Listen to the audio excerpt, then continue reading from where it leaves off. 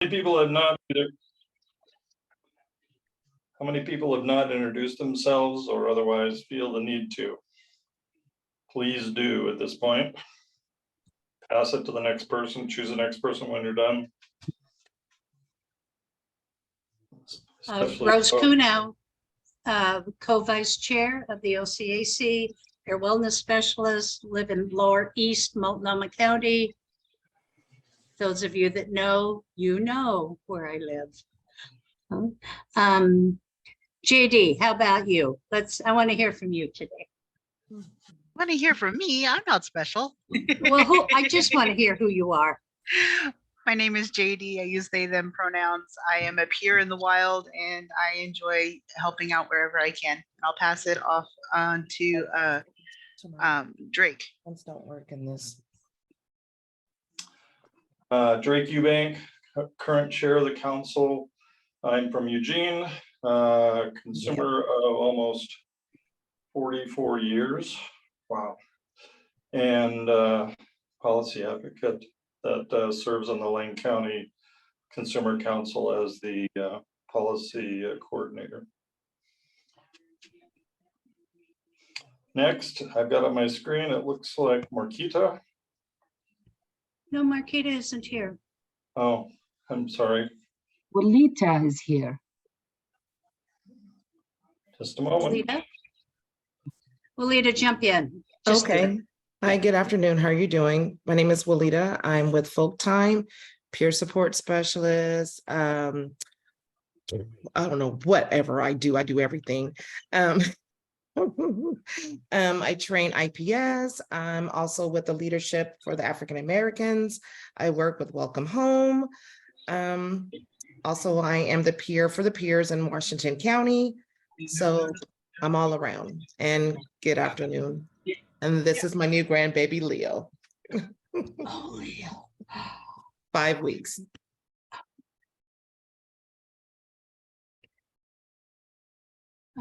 Caroline, let's go to you. Heather Irwin. I live in Multnomah County. I've been the member of the council for about a little over a year and a half. I recently stepped down from co-chairing the development committee because my work-life balance was out of balance. And I will, Isra, have you introduced yourself? Not yet. Thank you, Heather. Israel Hayani, she, her, hers. I am admin support for Office of Recovery and Resilience.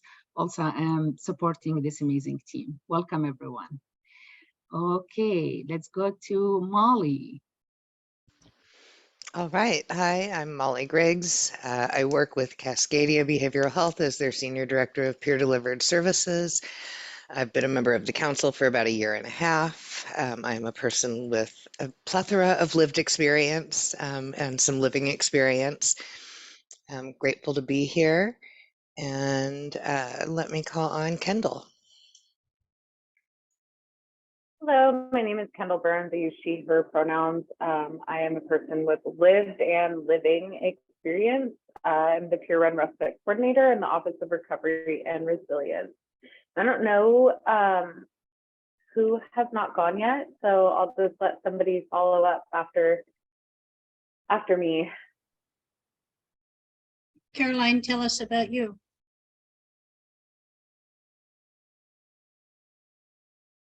Caroline Ozarzak, joining you from Bend, Oregon. I am a peer with Deschutes County, and the beauty of lived experience is that,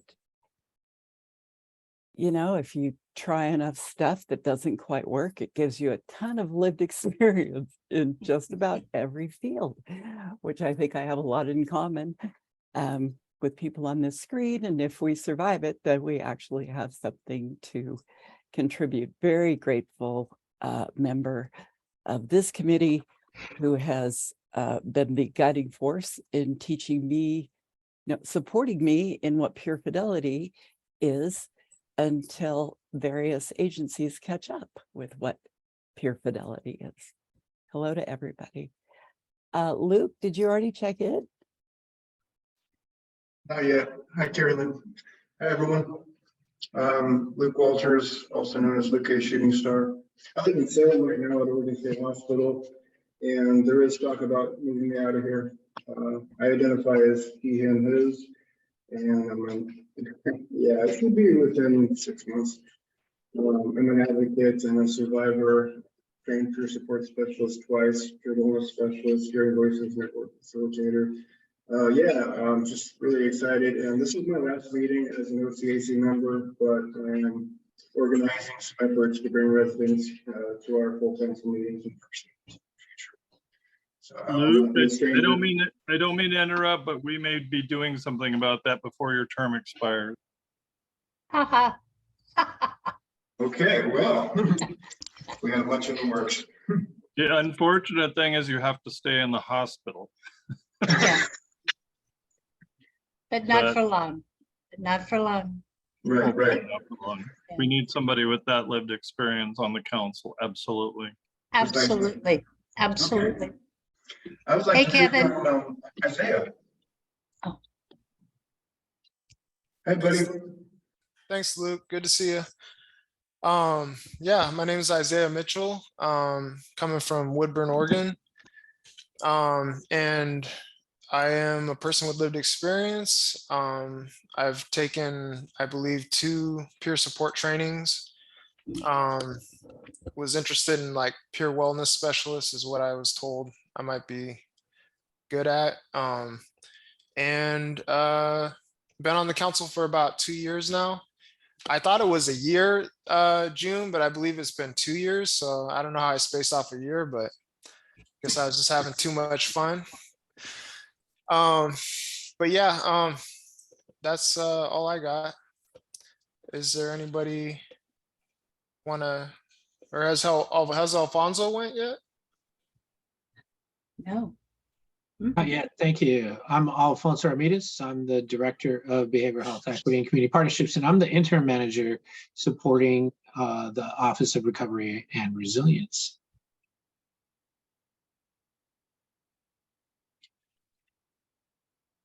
Kevin, you're up. Okay, very good. Can you hear me? Barely. Oh, barely. Okay. My name is Kevin Fitz, and my pronouns are he, him, and his. I'm a volunteer with a policy group called the Oregon Mental Health Consumer Association. Basically, I'm the bumblebee at the picnic. I'm the fly in the ointment. I'm also the co-chair of the OCAC committee called Tools, Technology, and Access. Glad to be here. I'm also the founding member of the Director Dave Badden fan club. So even with the beard, Director Badden. Anyway, glad to be here. Thank you. Thanks, Kevin. And who else? Who hasn't gone? This is Steve Sandin. I'm up here, and I'm been on the council for some time. I'm not sure how long though. I'm in North Bend, Oregon. I'm the executive director of Bay Area First Step. We're an organization on Oregon coast, Coos County. Thanks, Steve. I'm glad you're here.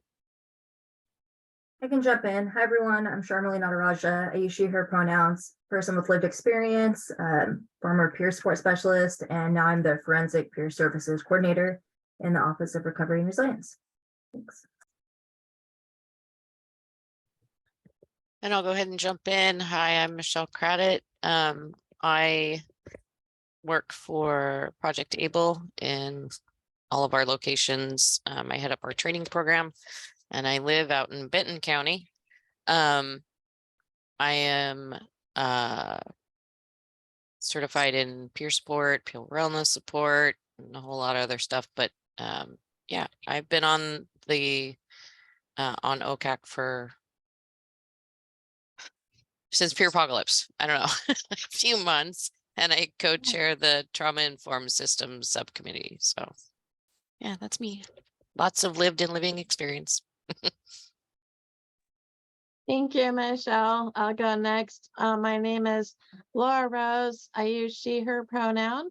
I'm in the Salem Kaiser area near I-5, and near the Capitol. I've done a lot of advocacy through the years. I have lived experience from trauma and mental health and the system experience and all of that. I also have 2 girls, and I've been a liaison to the CSAC committee, which is Children's System Advisory Council, and also the Alliance to Prevent Suicide. Sometimes they call it Suicide Prevention Alliance or Oregon Alliance to Prevent Suicide. I'm also involved with CSAW, which is the Crisis System Advisory Work Group, and I've done development with the Pure Galaxy website and service, and we've got a lot going on with that. And I hope I didn't miss any, but anyway, just advocacy for families, consumers, and peer run organizations in general. Go Pure Respite. Thank you. Thanks, Laura Rose. One person that isn't with us today is our co-vice chair, Carol Dickey. As I understand it, Carol is off on a several week-long adventure climbing the Pacific Trail, starting up in Washington. So what an adventure for her. Yeah, backpacking.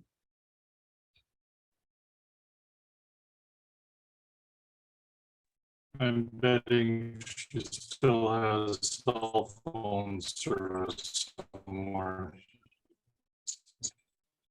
I didn't understand what you But- said. Cool. Is that everybody? My connection stable?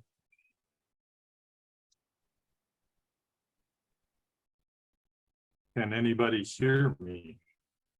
Yeah, I can hear you. Yeah, I'm back. Okay. We hear you. Thank you. All right. At this point, we kind of want to give the floor to Mr. Baden. And Drake, can you're you tell coming us how through. it's pronounced, by the way? Drake, you're coming through pretty droopy. The connection sounds warped. Yeah. I'm gonna give it back over to Rose and then try to log in again. So Okay. see you in a minute. So I believe Rose, please. I Mr. think Baden is on the floor or has the floor for questions as well.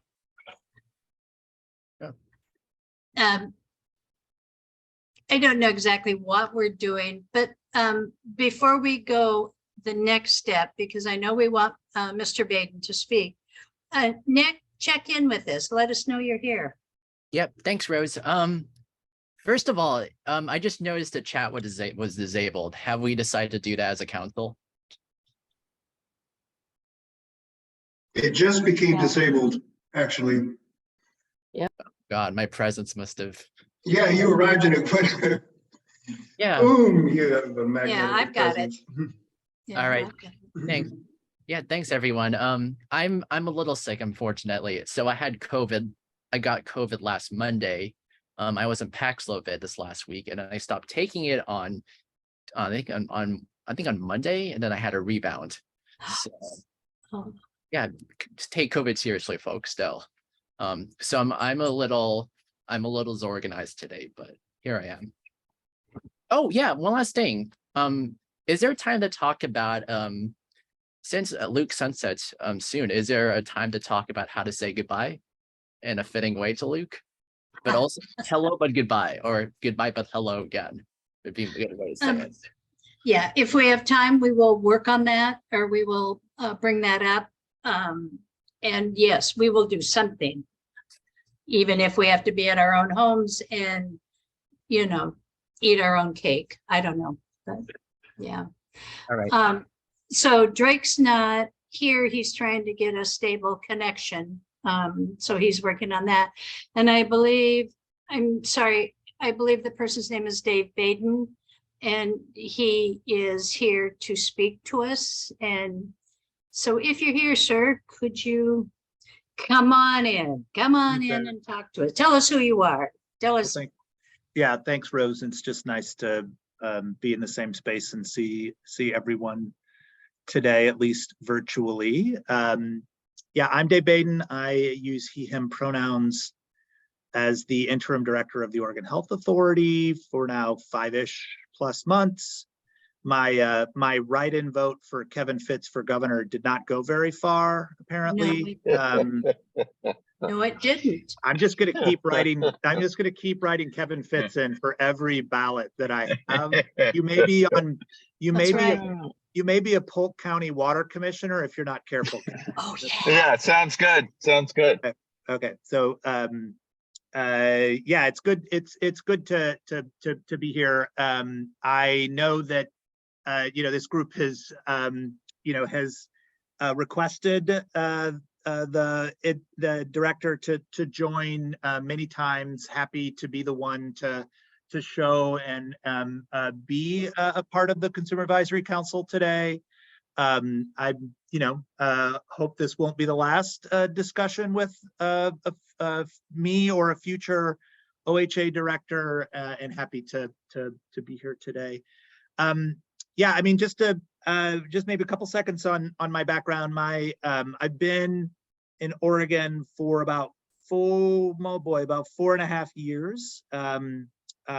So this is, you know, sort of not my native home. I'm originally from St. Louis, and went to school in Wisconsin, and then spent most of my career in Atlanta at the Centers for Disease Control and Prevention for 17 years before deciding to move across the country and take a different challenge here. So my background really is sort of public health, budget administration, and magically I learned a lot of Medicaid when I came here, and helped then lead a lot of the pandemic response for the state, which I will be happy to continue to say that, you know, Nick, that COVID for sure is real and is still out there. There's a little bit of uptick in cases. We had a uptick in hospitalizations. So please do get vaccinated. Please do take Paxlovid when you can. And, you know, don't let COVID get the best of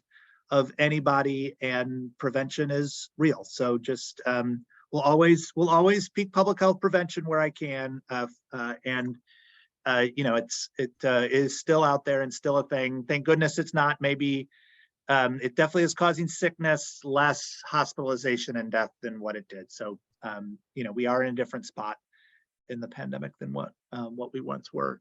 So magically, somehow I am sitting here as the interim director of the health authority. I'm not really sure how or where or why, but I'm happy to give it my all, and give it my all in here. Yeah, I mean, I will just say one of my major focus spots is assuring and building relationships, answer questions about priorities across the agency and across the state. For sure, I'm out there meeting with coordinated care organizations and insurance companies and hospitals. That is one of my roles. And I don't want to do that without meeting with a whole bunch of other perspectives and people that bring different perspectives to the system that have been overlooked by the system, that, you know, that too often don't have their ability to speak truth to power, and happy to be here and listen. Not just your thoughts and opinions are important. Your thoughts and opinions should be driving policy, and too often that has not been the case. And you know, want to continue to do what I can to make changes from here. Yeah, I did want to talk a little bit about a couple of the pieces that the governor has asked me and Ebony Clark, who is the OHA Behavioral Health Director, to really focus on, and happy to go into detail in any of these. But there are 3 main behavioral health priorities that the governor has asked us to work on as a state, not just as OHA. You know, first is assuring that we're working hard to disrupt the harmful and expensive homelessness or houselessness to jail hospital pipeline. Clearly, there are so many gaps where people have opportunities to fall through, whether from involvement in law enforcement, involvement between various aspects of a very not connected substance use system or behavioral health system. There are way, way too many gaps that then lead to people that lead to bad things happening to people, or that if only there could have been a better connection, maybe a substance that they had been addicted to, that they worked really hard to get off of, that if there were better connections from sort of top end all the way through bottom end and back up, that they would have been able to keep it. They would have been able to sort of keep off of that. That is not happening. And so we clearly need to do more to, at all aspects, to disrupt that pipeline. Part of that, of course, is the second priority around just decreasing preventable deaths related to substance use and behavioral health needs. You don't need to go any farther than any town or area in the state to see the impact and hear stories of death that happens every day in our state that can and could be preventable. We have to do more as a state and a health system to do more there. Next one is around stabilizing, supporting, and diversifying the behavioral health workforce. I will say I'm really proud of some work that OHA has done with some resources that we got from the legislature over the last year to really work hard to diversify and change, honestly, who we were supporting to get tuition assistance and other support around the behavioral health workforce. Alfonso Ramirez, who in his other job has really helped lead and push that piece. We are, you know, if you look at sort of the statistics of where our workforce support dollars went to historically, frankly, it was a lot of people that looked like me and not a lot of people who were able to support all of the behavioral health needs or healthcare needs of the state.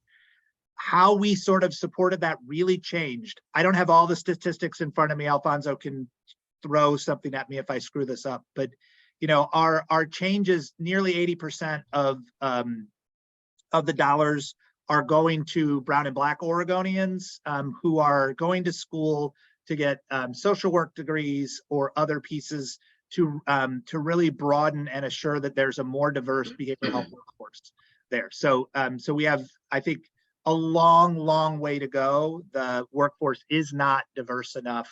I will say that I think we've got a good base that we can build off of some work there. You know, the next piece is I clearly can't sort of emphasize how critical and urgent this work is. And I will also take that a criticism to OHA that we have not done as well of prioritizing this work over the last heck, probably forever, but I'll just speak in the time that I've been here.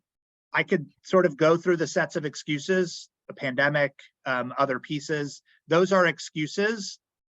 We have right in front of us the urgency and the criticality to assure that we are doing what we can as a state to focus on this. One piece that Ebony and I are co-chairing within OHA is to have a new sort of behavioral health cabinet that is breaking down silos across OHA. We have a lot of behavioral health programs or substance use programs around the agency.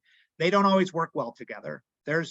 I know it's hard to believe in an organization with 5,000 people that there are silos in the organization and people don't always work as well across those silos as they should.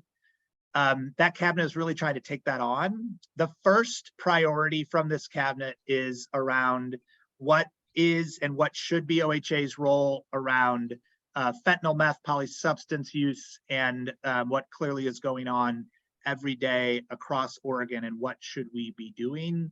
Ebony and I are gonna, as part of that, go out and meet with community leaders across the state, really trying to focus on areas where there have been, some spike of fentanyl deaths or sort of other deaths, sort of understanding what's happening and where we should be directing resources or priorities differently, and really trying to focus and support local communities in how that would happen.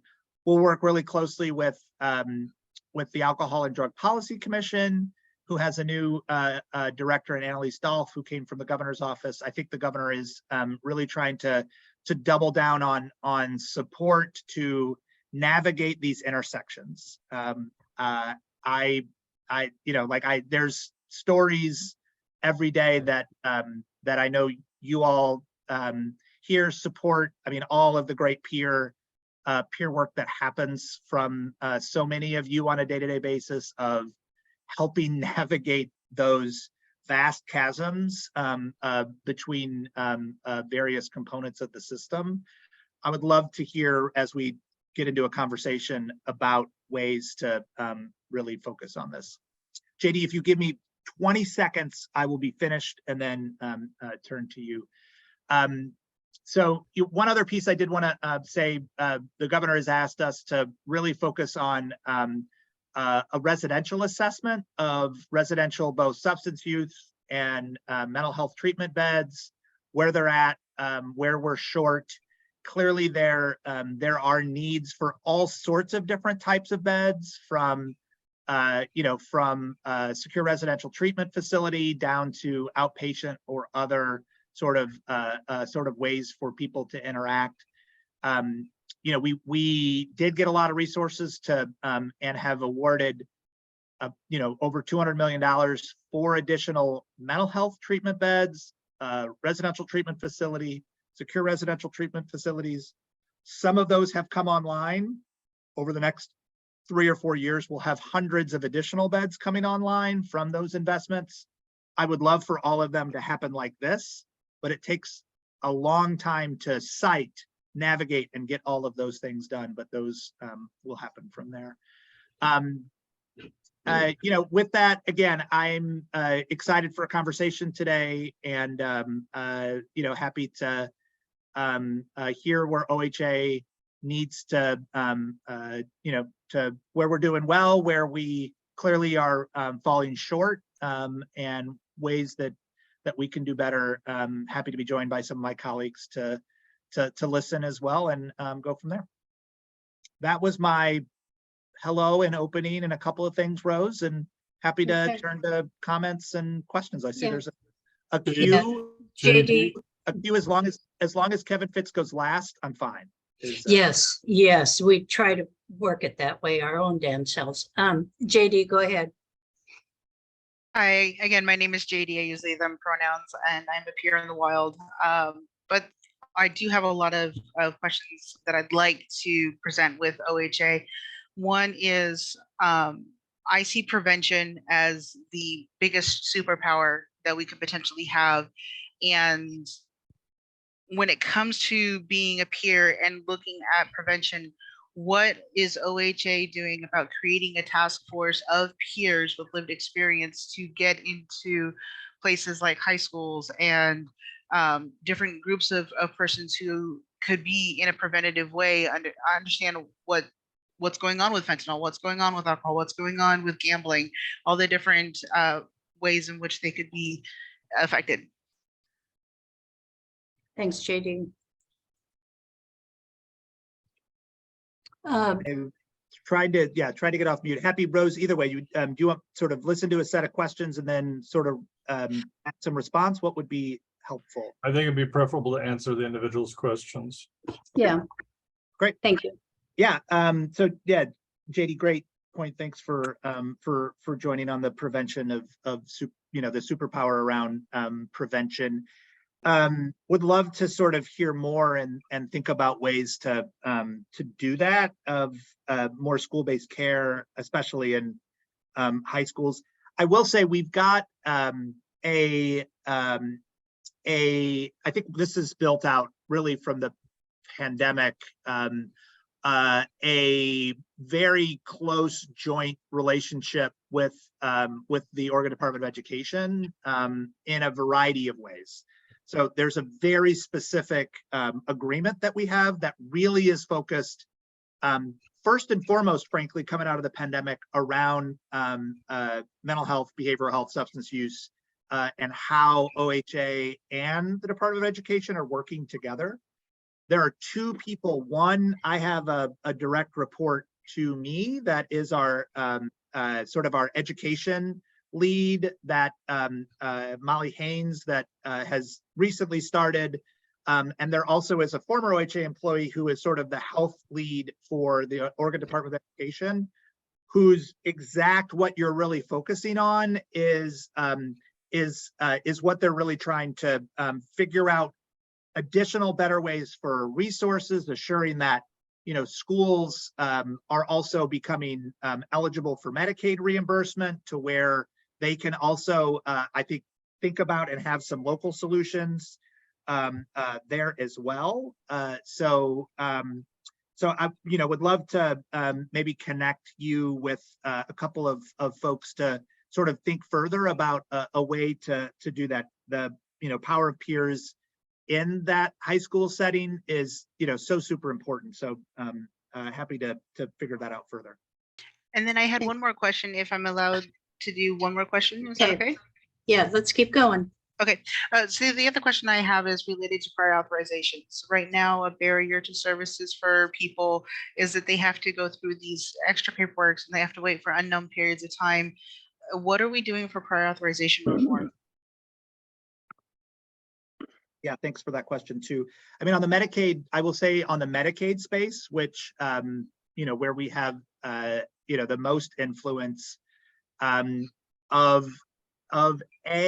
will say looking for every opportunity to reduce, lower burden, and try to have as little of prior authorization work as possible.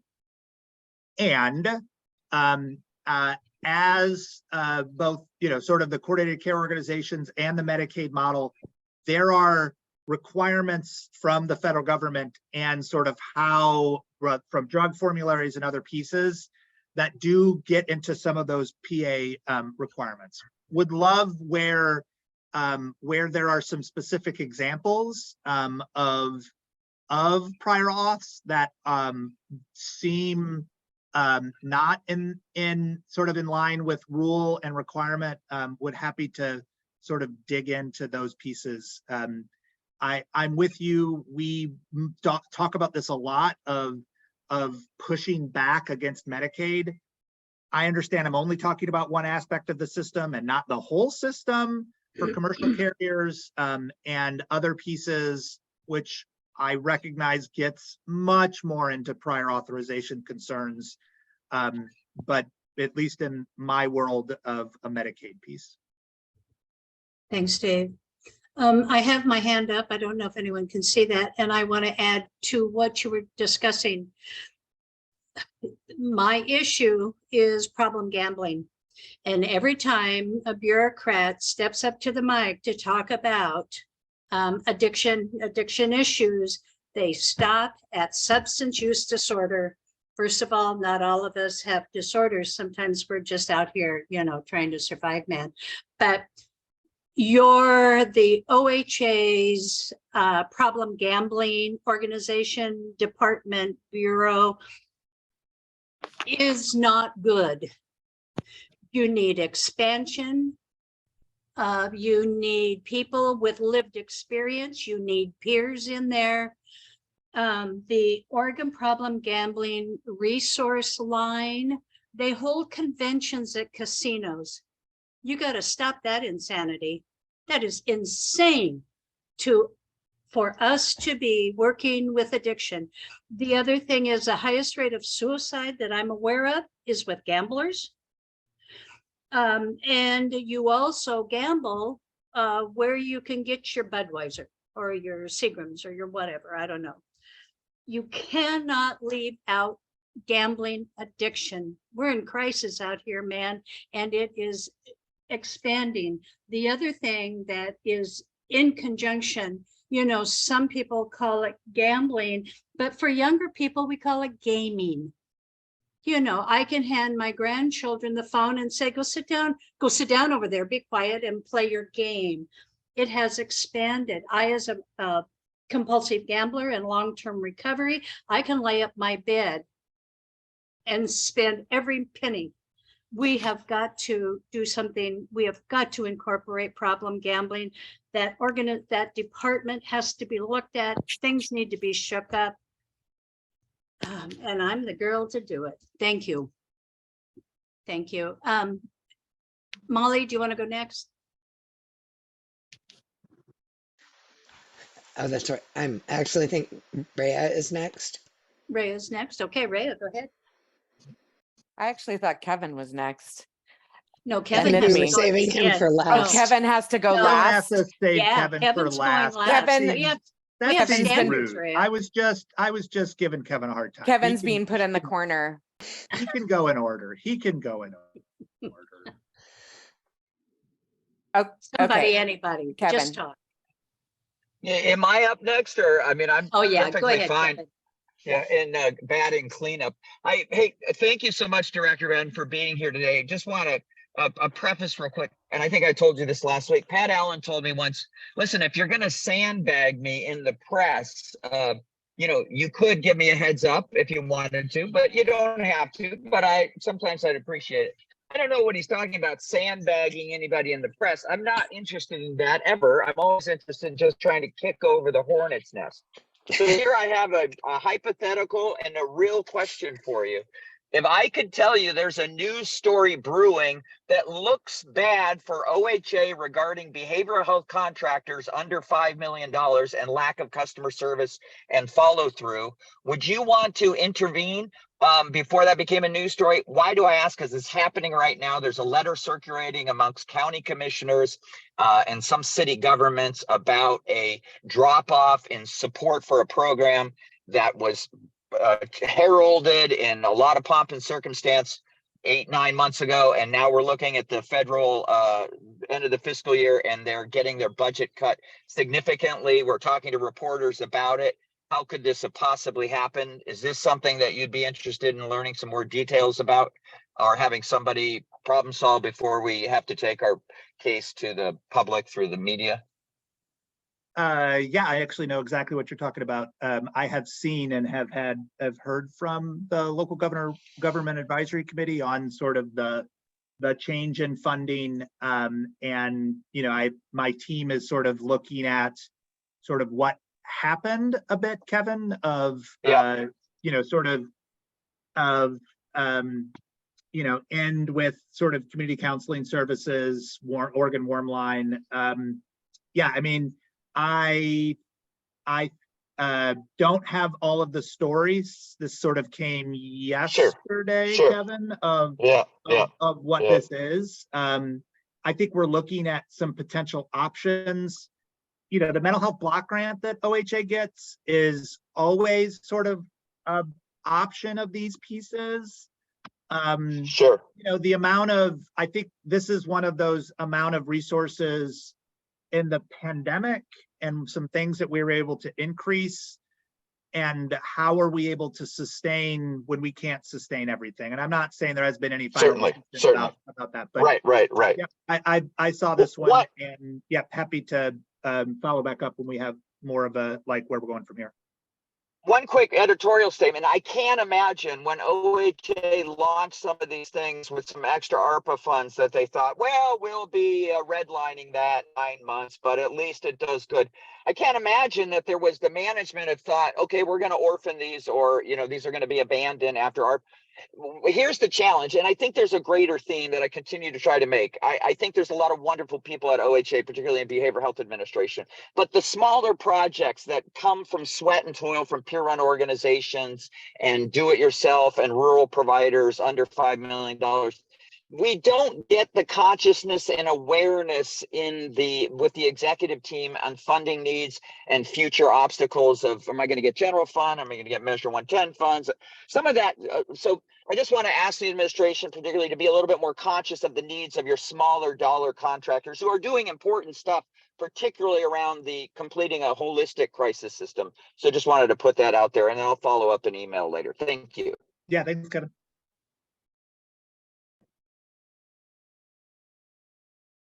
Okay, I think I'm next. Yes, please. Thank you so much, Kevin. Thank you so much for being here today. It's really great to meet you. My name is Rhea. I'm a peer wellness specialist. I'm in Portland, Oregon. I work at a mental health crisis respite center. I'm going to hope that my kid's doctor doesn't call while I'm trying to talk to you and bring up my questions and comments, and that is part of the issue, right? That I just want to bring up, that we all know access. I'm waiting 7-8 months sometimes for very, very critical care that my kids need. And then for another child that needed something, it was going to be an 8th month wait. I paid for it out of pocket.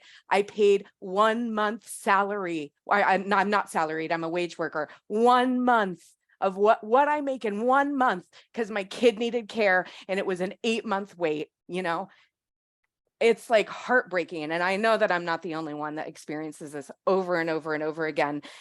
And in terms of the mental health, that's like medical care, right? And in terms of mental health stuff, right? Crisis is too late. We know, and we know that that's the main problem right now with Oregon's mental health system, behavioral health system, is that when the first time people access care is when they're in crisis, and we know that's too late, right? So working for a large, now just healthcare organization, but behavioral healthcare organization in Portland, Oregon, you know, the problem is that we don't have enough providers, right? And so I'm glad to hear about, you know, this funding to bring in more providers. But I also think looking at the ways that we can fund peer support very easily without them having to go and get a mental health provider or get signed up for this agency or whatever, like making peer support more available, I think could be a really great option, right? To get more people care and support when they need it before a crisis happens. And again, without other interventions. And of course, we just in general need more providers. And that's an ongoing issue here where I work too, right? And then when I hear about the wonderful news, right, that we're going to get more residential spaces for people, more beds. I'm right. My agency just announced we have 3 new places that are going to be opening up in the next couple of years. Yay. We know we need it, right? But here's the thing. We don't have staffing and appropriate staffing and adequately trained staffing for these places. So when we expand, it's like we're looking at more beds, but then we're not kind of looking at the whole picture of like, okay, and who's going to be here to support these folks when they get here? Are they going to be adequately staffed? Are they going to be appropriately trained? So I just want to, you know, hip hip hooray for that, maybe for us to be thinking more about that, because safety becomes an issue when that's not the case. And we're going through that right now where I work, right? We just lost somebody. We just lost a colleague. She was murdered, right? On the job. And we've been talking about safety concerns at my program site too. So I think we are trying to work on it at the agency level, but I think we really need our leadership to be looking at it too, because our agency leadership can only do so much, right? Like we need, it's bigger than that, right? It's systemic. So expansion is so great, but we've got to get, you know, we got to work on like, why is it such a problem for us to have enough providers here in Oregon? And then the last thing that I'm going to say is just about, you know, it's so awesome that you're here. Really appreciate you. And I know that all of us here are working really hard, have our hearts in the right places, compassionate, want to see change. But those of us here in any sort of lived experience, capacity, council, advisory council, committee, we often feel like, here are ideas. And then they're like, thank you so much. And then that's it. You know, it feels like screaming into the void. And then when we are listened to and we are included in a project, And because they recognize, people say, oh, that lived experience is going to be really important. But then we're not given the technical assistance and training and support that we need for that project, right? To fill in the skill gaps that we may have, right? Not everybody, but some of us may be like, I don't have these skills. I have this lived experience that's going to go really far in trying to develop these really cool projects, but I need help with this, this, and this. But we're kind of just like, here, go do that great project. And then when it kind of doesn't work out, it's like, oh, well, that's what you get for trusting it to peers and people with lived experience, right? So we need to have our eyes focused on that as well. And I think that is all I wanted to say. And my kid's doctor didn't call while I was talking. But thank you so much for being here again and for listening to my concerns. Great, Rhea, great. Yeah, thanks. First, thanks for, and just the trauma and the loss of the colleague, and the shockwaves, and just the workforce pieces that need to be part of that discussion and a go forward of assuring that there's appropriate staff ratios for safety purposes are really important. And when I say that, of course, there also then is, well, like, where are these staff going to come from in those pieces? So it is for sure the crisis of workforce generally, and specifically in there. I will say, one other piece I would, had mentioned sort of some workforce investments. We did make probably the largest sort of peer investment that we did last biennium, which was a $5 million sort of workforce peer investment that was led. So, I mean, I think that, well, there is more recognition within OHA about the importance and value of peers and the peer workforce. And there's such a long way to go. I could talk about, in the Medicaid side, a big increase in behavioral health rates for our fee-for-service population, and through the coordinated care organizations that probably just got wages up to where maybe they beat minimum wage in some cases, but at least there's a push for there. And yeah, I think you're billing for peer support pieces. I've definitely heard that as well, of simplification. So sorry, happy to chat. And I will say that I've got a 2 o'clock stop for our discussion, but I will give fast answers, I promise. Okay, I'm going to jump in really quick. Hi, I'm Molly. Thank you for being here. And I ditto to everything Rhea said. I am one of the people who's responsible for building our peer workforce where I work. And I ran into a bunch of different challenges, some related to funding peer support and funding ongoing peer support. So a lot of the funding that has occurred does not speak to ongoing funding. And in order to do ongoing funding, you have to have a clinician and a treatment plan to fund peer support. And that makes it really hard for us to get peer support to people who need it. So finding a way around that, whether it's a waiver or a change to the way that we bill, that's really high on my list. Another piece is certification. And I noticed that MACBO has moved the CRM, the Certified Recovery Mentor certification, to itself and out of the THW. So it's no longer a peer support certification. And what that does is complicates it for the workforce. That makes it way more complicated to hire an addictions peer versus a CRM. It also makes it really hard to create a career ladder if we have these different certification paths for the same position. So this is something that I'm really passionate about working on, and would love an opportunity to talk with you more about. It's a huge issue, and then compounded by the fact that the THW takes sometimes months and months for certification to occur. So all of that related to certification. Then the actual reason why I raised my hand was because you were talking about substance use disorder and funds going into that. And And one of the things that I find that is really frustrating in Oregon is that in order for someone to access care for substance use disorder, they typically have to detox from a substance. And we don't have places for people to do that. I mean, we have a very small number of detoxes. I have had to send people from Portland to Eugene to detox, like that. And so I just wanted to throw out there that when we talk about that spectrum, there is a medical component that's not currently addressed, that needs to be addressed before people can access care, especially with the new substances that are out there. So substances and detox, certification, and funding peer support career ladder. Yeah, thanks, Molly. I'll go next and I'll keep this brief. Dave, thank you for being here. I'll try not to. In any case, 200 million sounds like a lot. Bend, Oregon, the average house price is $725,000. That's with 4 bedrooms. So for residential, anything with residential with any number of bedrooms, that's going to be a third again, as much as that.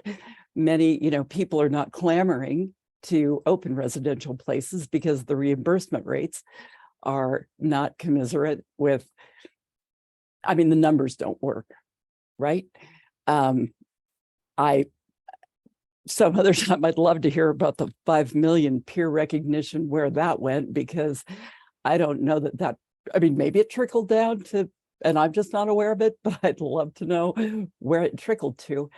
So I guess where I will put you on the spot is Bend, Oregon, Eastern Oregon, some of the places that we don't have any, there's not dual diagnosis residential, there's not dual diagnosis treatment available in the area. What time, and nothing I'd hold you to, you do not have a crystal ball. When do you imagine some of these funds actually moving into the communities? Obviously, it's needed across the state, but when do you think some of this might show up in Deschutes County? And how do we avoid it, like so much of it going to the bureaucracy before it actually hits the ground? Sure. Thank you. Yeah, so I'll speak to a couple of things, and I will say that the legislature for last biennium, what sort of went out, there was more of a mental health focus of those funds and beds for mental health.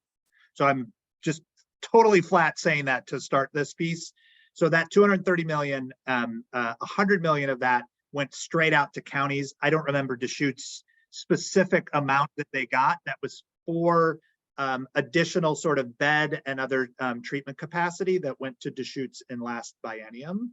And I do know, I do know, and we can follow up, Carolyn, that there, out of that other $130 million pot, that there were additional, at least residential treatment facility beds in Deschutes County. I can't remember where, if it was, I think it was Mosaic that got some of that, but again, sort of don't quote me on those pieces of there.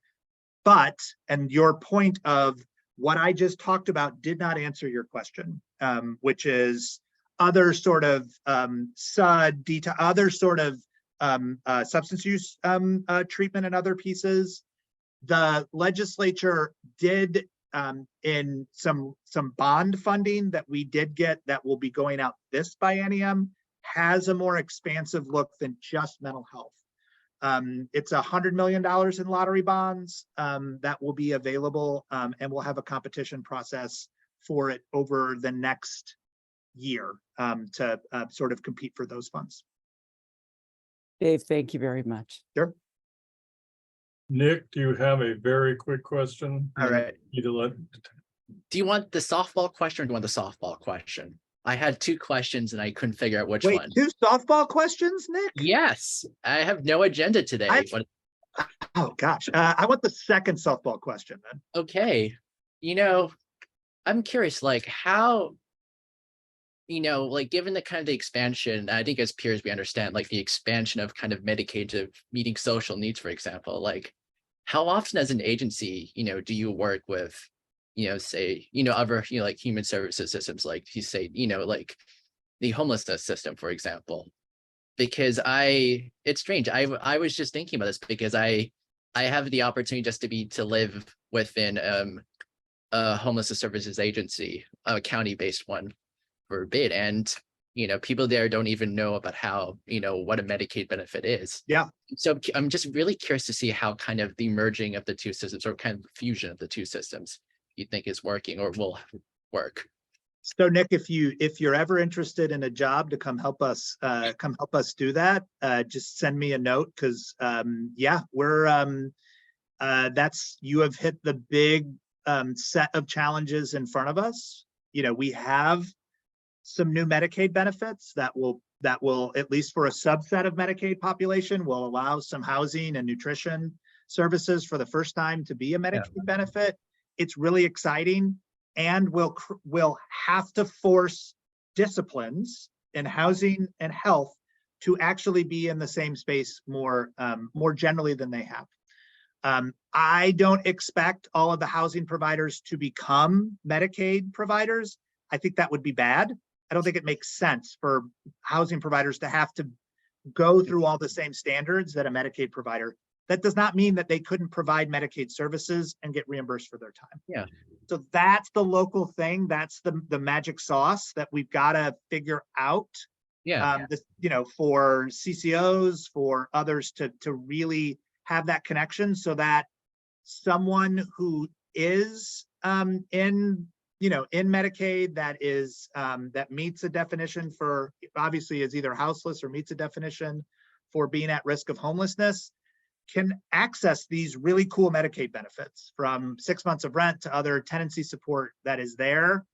That's this huge challenge to get those things to work and to be very people focused.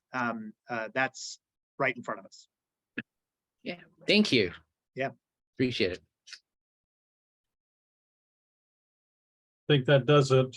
And I want to thank Dave Baden for being here. We appreciate the liberal amount of time you've given us, and hope we can do it again soon.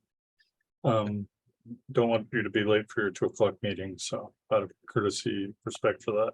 Yeah, thanks, Drake. Thanks, everybody. And hope to your point of I know that there are some good note takers and others that are on here that will help sort of respond to some things.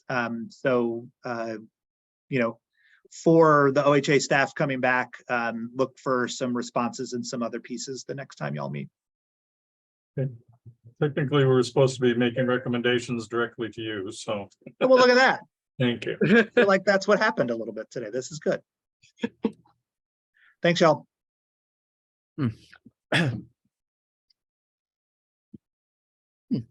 Good vibes. All right, guys.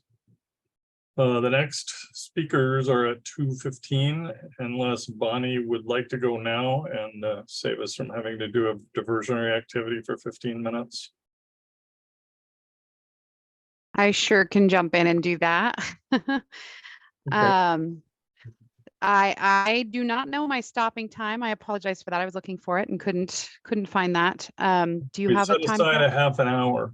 Perfect. Thank you. So So my name is Bonnie Barron with OHA. I'm with the Quality Assurance, CCO Quality Assurance and Compliance unit within the Health Systems Division. She, her pronouns, and I am going to do just kind of a high level overview of some of the changes that are happening or that we're working on happening for care coordination with regards to CCOs specifically and Oregon Health Plan members receiving care coordination through CCOs. And so welcome to answer questions at the end, and just have a couple of slides to go through. Will I be sharing screen on that? Or is there somebody else that shares screen? I can share screen, that's totally fine. I'll do that. Okay. Israel should be able to give you a chance to share. Perfect. I think if y'all want to let me know if you can see that. Okay, Yeah, I see some nods. Awesome, thank you. Okay. So let me grab, I'm trying to set up my screen here a minute. So care coordination is not a topic that everybody knows, unfortunately, which is part of the problem, right?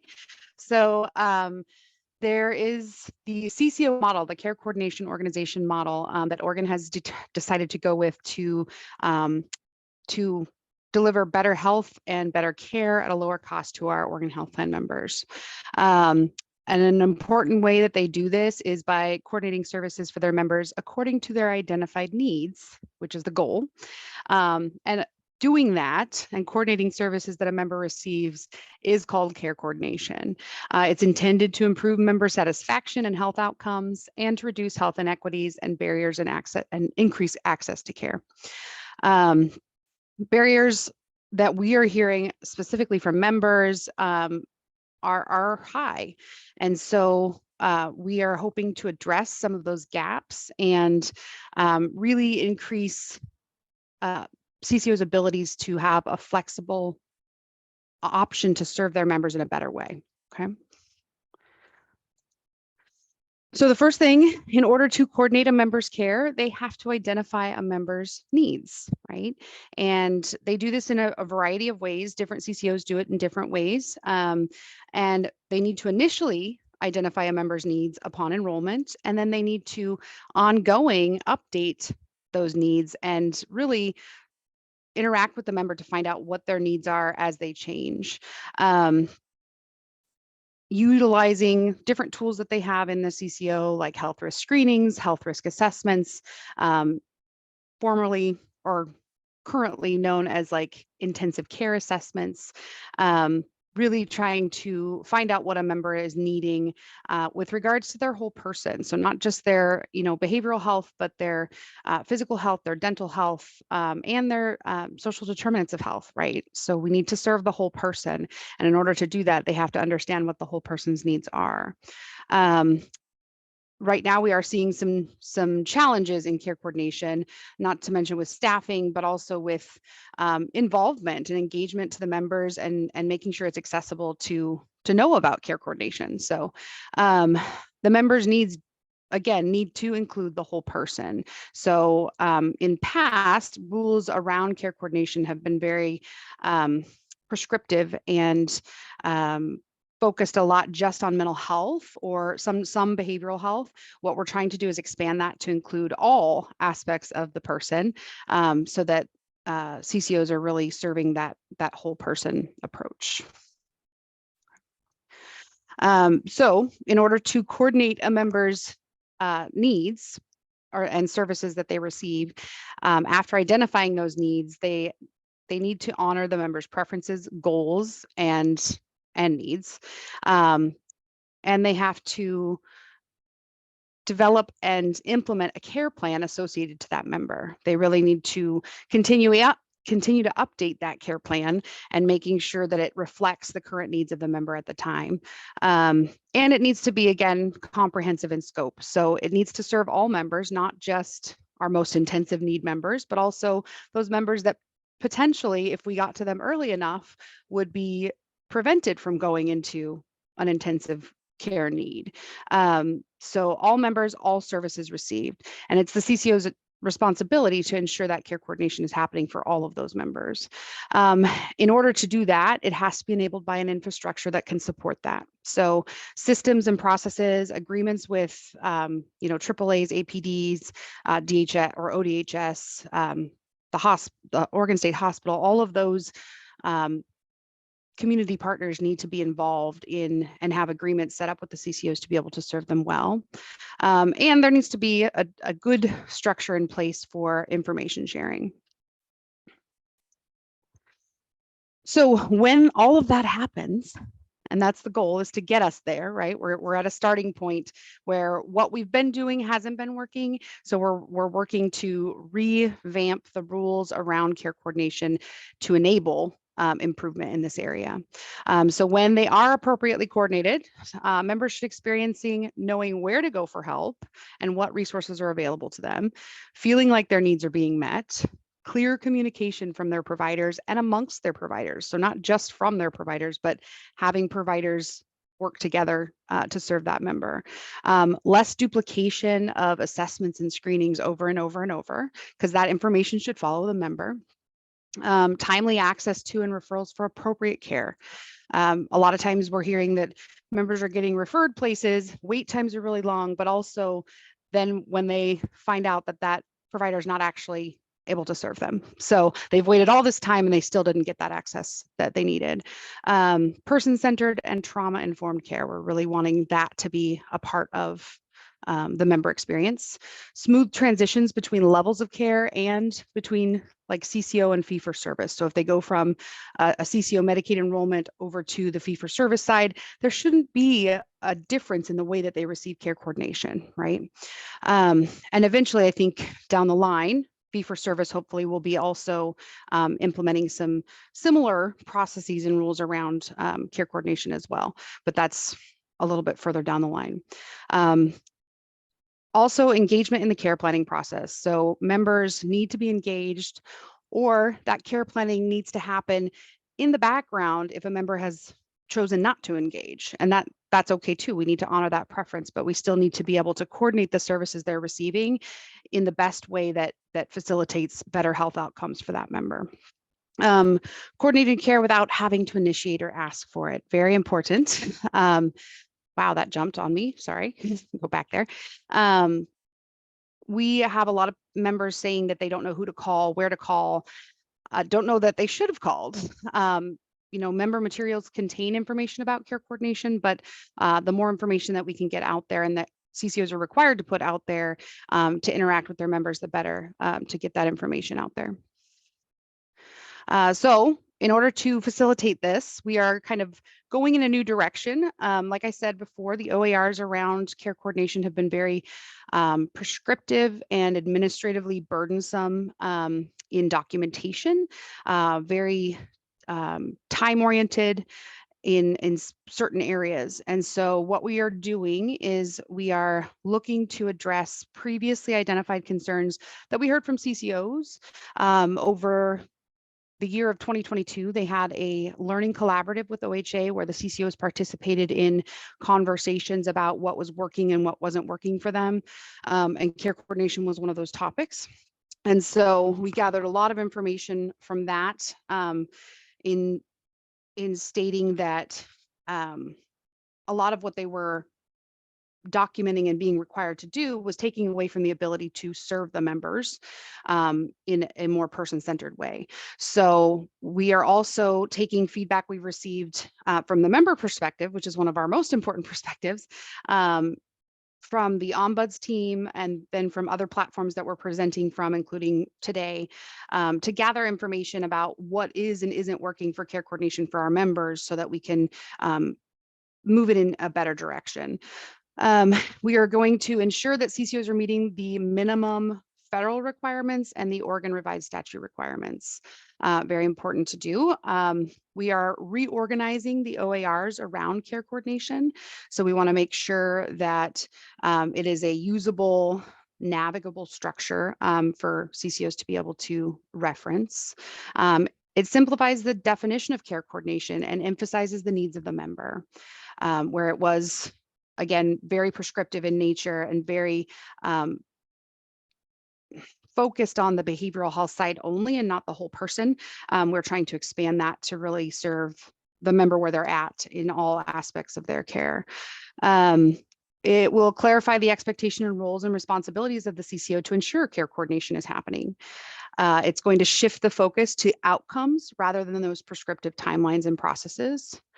And it's going to provide flexibility and encourage CCOs to be innovative in the way that they provide care coordination to their members. Not every county area is the same in demographics, in provider accessibility, or just in general. So they need to be able to have the flexibility to serve the members in their community the way that the members need to be served.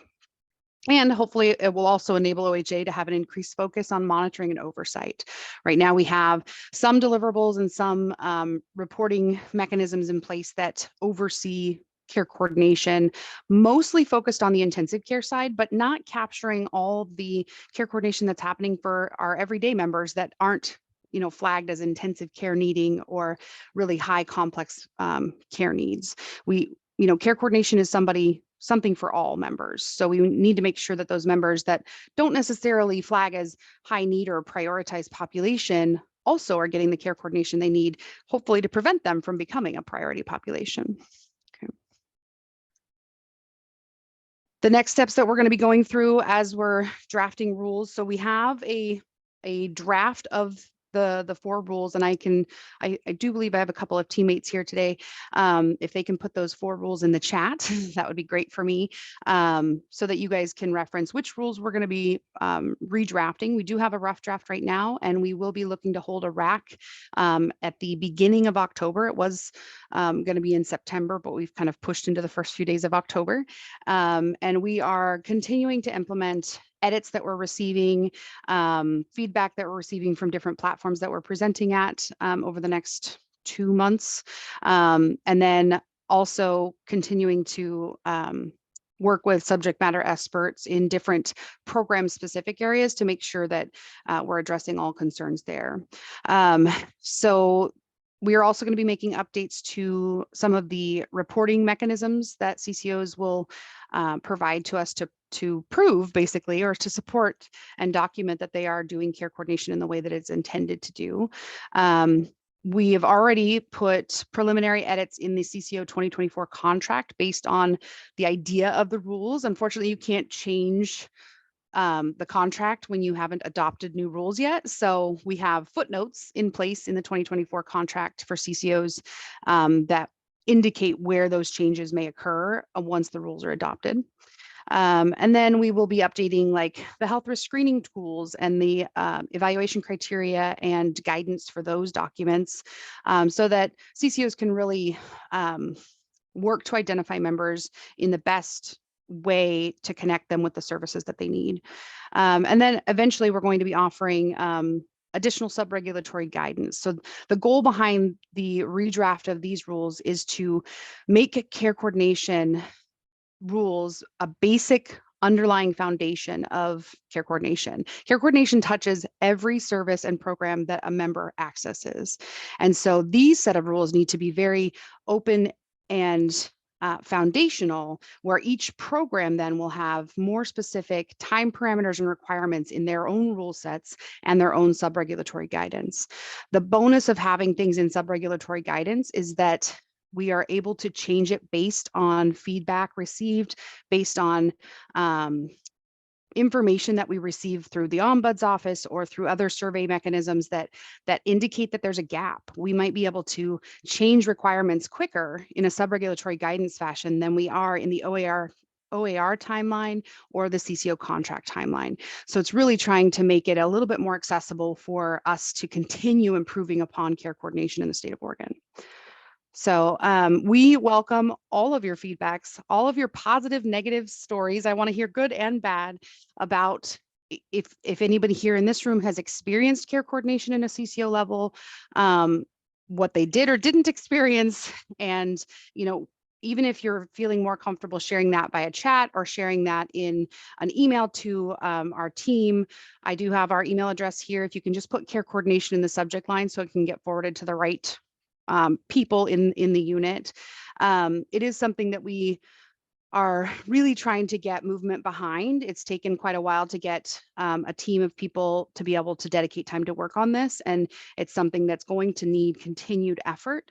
And I think it's OHA's goal to start looking at how we can own collectively care coordination going forward in order to make sure members are starting to receive that in the way that it was truly intended.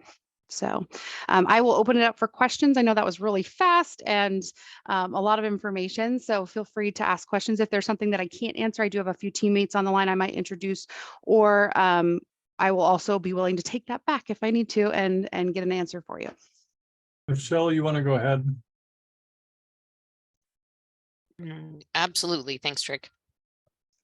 So hi, my name is Michelle. Well, first, I wanted to just share some of the experiences that some of the participants that utilize our services have shared. I have direct knowledge of one individual, actually who's a very dear friend of mine, who's been denied medical services because of smoking. Like literally can't have surgery, can't have even a consultation with a doctor, has been denied mental health services. I'm also encountering a lot of individuals that are getting kicked out of their both their medical services and their mental health services because they need too much care. And it's not you know, a person who's a high utilizer in the emergency room or something like that. It's literally this person was having a very distressing experience in their life and wanted to seek additional mental health services. And we're told that because they didn't have enough staff that they can now no longer see anybody and were denied their medication. And this has happened to quite a number of people that I've encountered.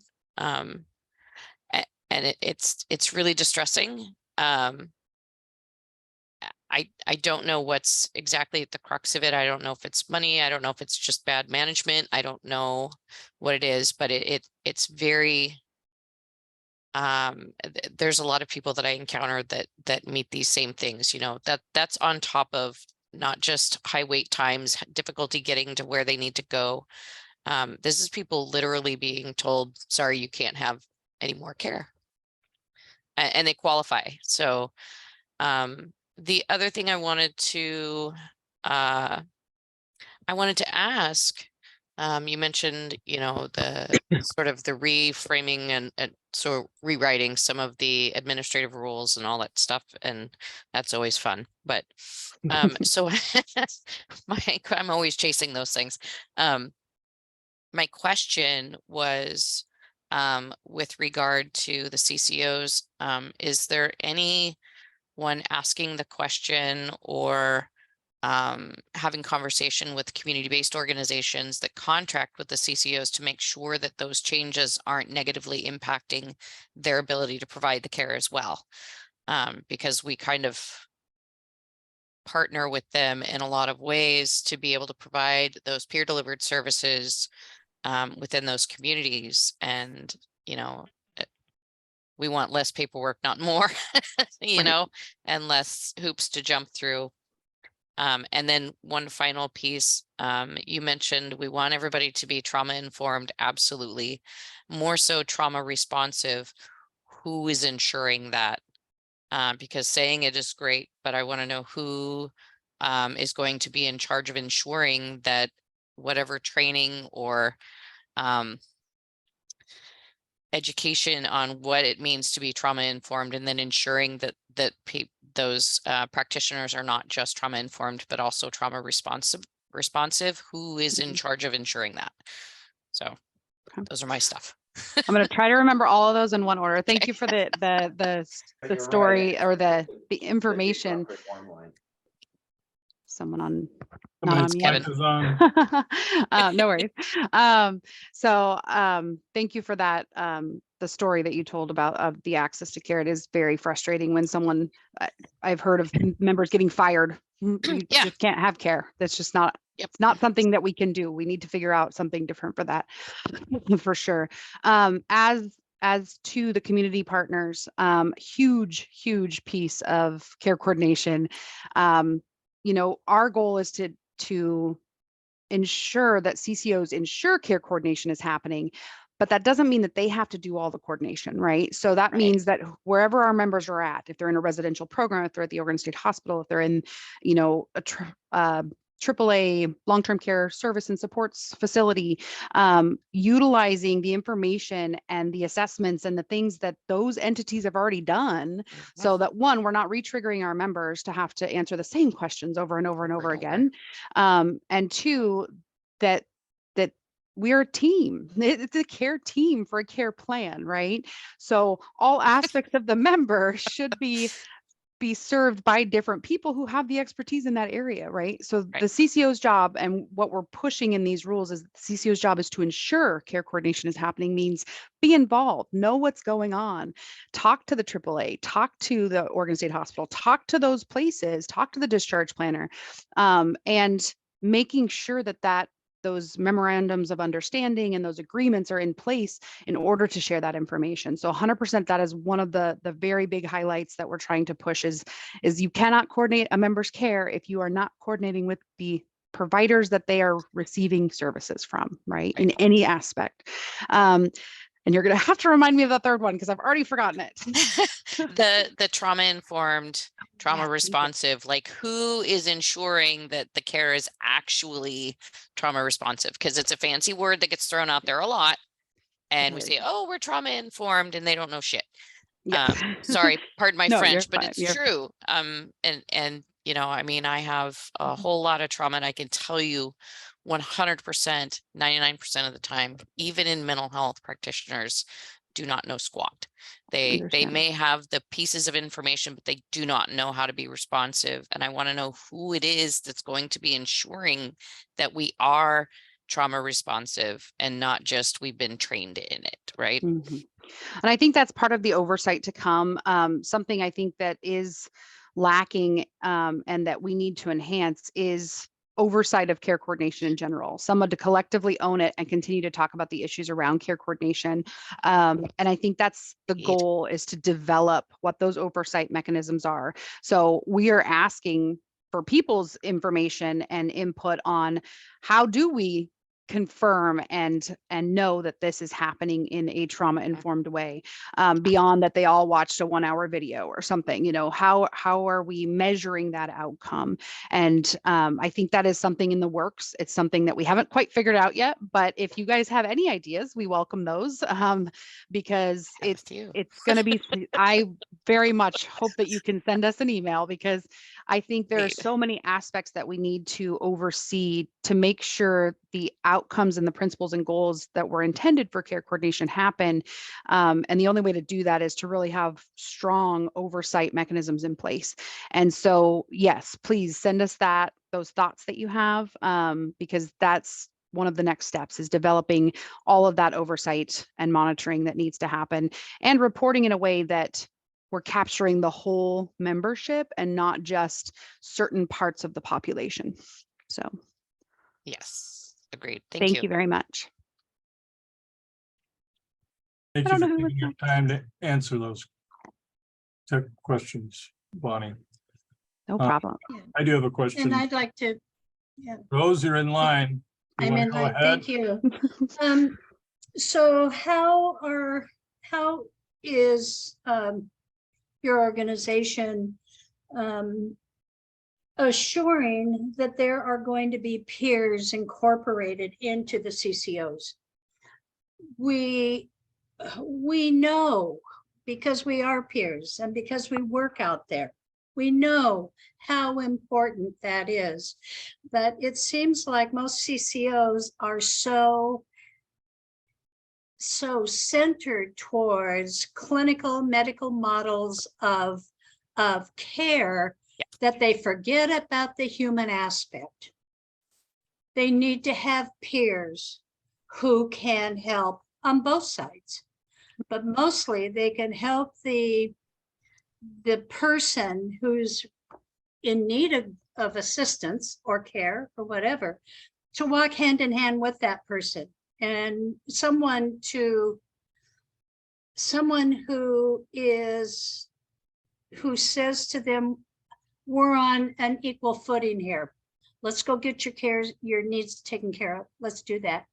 The way that we have to do that is through getting peers into the CCOs. We have to get them, we have to get their services understood. You just can't talk about how great or what CCOs do and don't do. One more aspect, adding peers would be so helpful and would make everybody's life so much easier. Everybody's life so much easier. Peer wellness specialist, Rose, peer wellness specialist, yes. Yes, peer wellness specialists, walk hand in hand, walk side by side.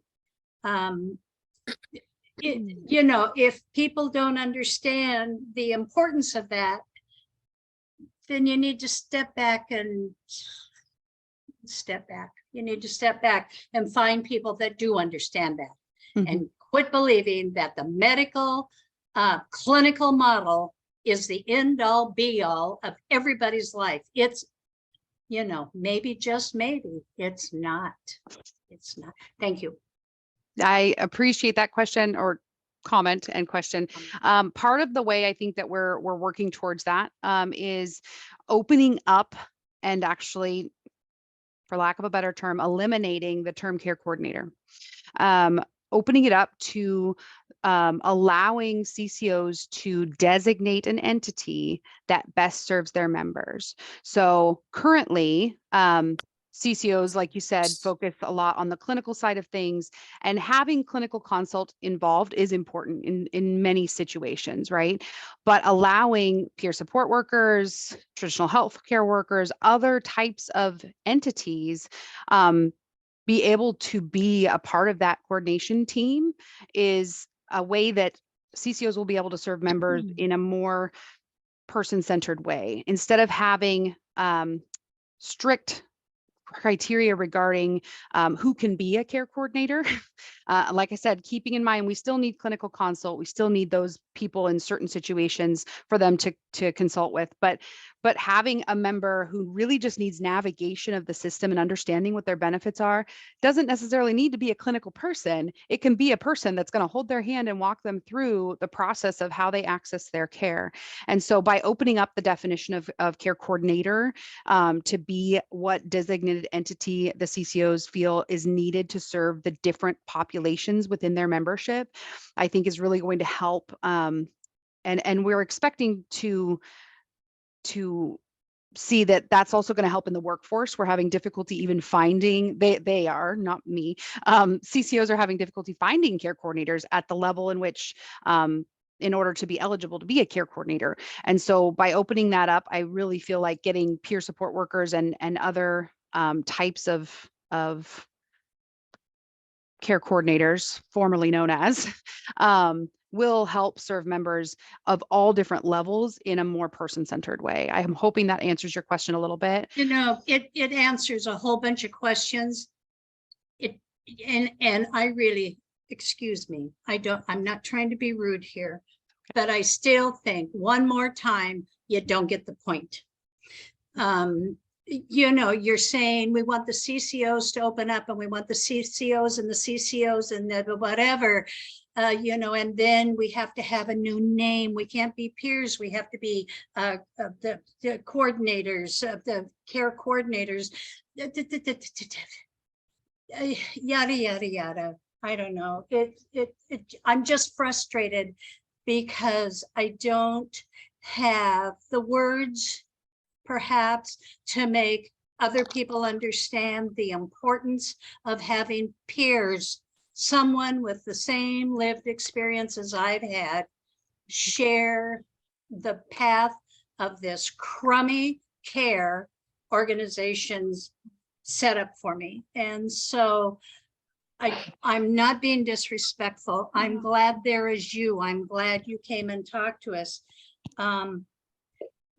But the need is different. We cannot, you know, well, never mind.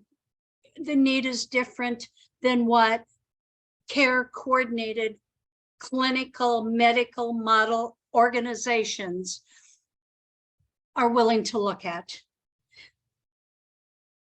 And we can make it much easier. Thank you. I appreciate that. I think I'm gonna go next, if that's okay. Yeah. Had my hand up for a while. I think part of what she was saying to you, Rose, is they are going to try, it sounds like they are going to try to move it outside of the clinical influences so that it can do what it's supposed to do. What that eventually looks like, if they can let go of the reins that long, which is hard for all of these organizations that are based upon processes and rules and billings. Very much. To do, but it would be nice to have some sort of independent, much like they've done with the PCA. Are you familiar with the PCA program, PC20 programs? They can't contracted out the assessment thing to Comagen. And rather than have it go through the clinic, they have their clients and their PCAs go to an independent agency. I think they have a name for it, independent third-party evaluation or something like that. Anyways, it would be nice to have something like that for peer services so that people could do what they're good at. Because what the clinical system really does is take away the value, the known value and provable value of the peer interactions. And it also destroys the opportunity to establish community networks and supports in the community where you have systems that have $150, $200 an hour clinicians essentially acting as the best friend and buddying up with their clinical staff because they just don't have anybody else and no place else to go and they're isolated. And for the same amount of money, you can get hours and hours of drop-in center or peer staff to help out with that. The question that I had after going through all of that is that in terms of the delivery of services, there are perennially initiatives that have offered from the peer side how to reduce the paperwork load. Clinicians tend to not do anything new at all if it makes it a change in what they're used to doing, or if it's so inconvenient, like you have this problem typically with data gathering, you know, where they don't have time to do the reports and the surveys and stuff. In quality assurance, I've been on a bunch of quality assurance committees from the beginning of managed care, so I'm familiar with all the ways of trying to get to benchmarks and things that look great on paper, but if you actually look at it in the service system, not much really changes either way. Everybody's percentages look great, but the service system still kind of stumbles most of the time in serving. I mean, they don't even record what happens to people that leave, for instance. So all those possible contrary opinions that might exist or people that have left because of the services are never actually polled for their experiences. So your system looks perfect on paper, but and it looks perfect in their file systems with all the paperwork they're supposed to do and get audited for. But the actual on the ground look of it is like Rose said, it doesn't look anything like help and support. So my question is that we've had a bunch of these things fund under Medicaid, which is totally legitimate funding, the reduction of social isolation. We brought this up to Mr. Jardin's attention. There's a job code called a recovery assistant that is amazingly open-ended and nobody's gotten a hold of it yet to define it so that peers can actually do it, which would be all of the things that you want out of a peer support environment are already baked into that code definition that's in the HCBS waiver. And yet we yell and scream and say something to it, and then had Jardine at a meeting and he said, oh, you know, even though it had been brought to his attention, we had the email chain to prove it. He says, well, I don't remember seeing any of that. And I'll look at it when I get back to my office. And that was the last we heard of it, probably the middle of last year. So we, you know, it would help to being heard, but there are a number of them. I think we plan to use your email address to put forward a number of ways that both the care coordination and the configure the service system, if you're going to open it up, that can be accomplished so that there's a wider net of support out there. So sorry for the, but I'm just wondering if you guys are really prepared to go to the mat, or are you just kind of out there to make some clinical people a little happier that they have to do a little less paperwork? That's definitely not the goal. I think shifting the rules to really focus on member outcome is going to hopefully help them understand that it is truly about the member and their experience, and the way that we are going to monitor that is members' health outcomes and member feedback, right? So I think we do need to get creative in the way that we monitor and oversee that this is actually working. The one report we have right now, it's called the intensive care report or the care coordination report that's sent to us twice a year. Like you said, it gives us numbers, it gives us information about how many times they're attempting to contact and how many times of this and that and the other, but it doesn't give us outcomes and member experience information. So having more narrative reporting and understanding of what's truly happening. We're seeing a gap in those that are offered care coordination and those that are actually participating in it. And people aren't participating in it because it hasn't been member centric. So I think if we can truly push towards that member centric goal, we might see more engagement in care coordination as a whole and actually utilize it for what it was for. So I appreciate your comments, and I very much urge any of you with thoughts on like you said, those opening up of allowing peer support for workers and things to really bring more members in. I think, like I said, the reason they're not accessing it is because it's not serving the purpose that they need. So I do feel like there is push now. We're trying to get a bigger group. We do have a larger collaborative group that meets and kind of talks about all of our smaller work groups work.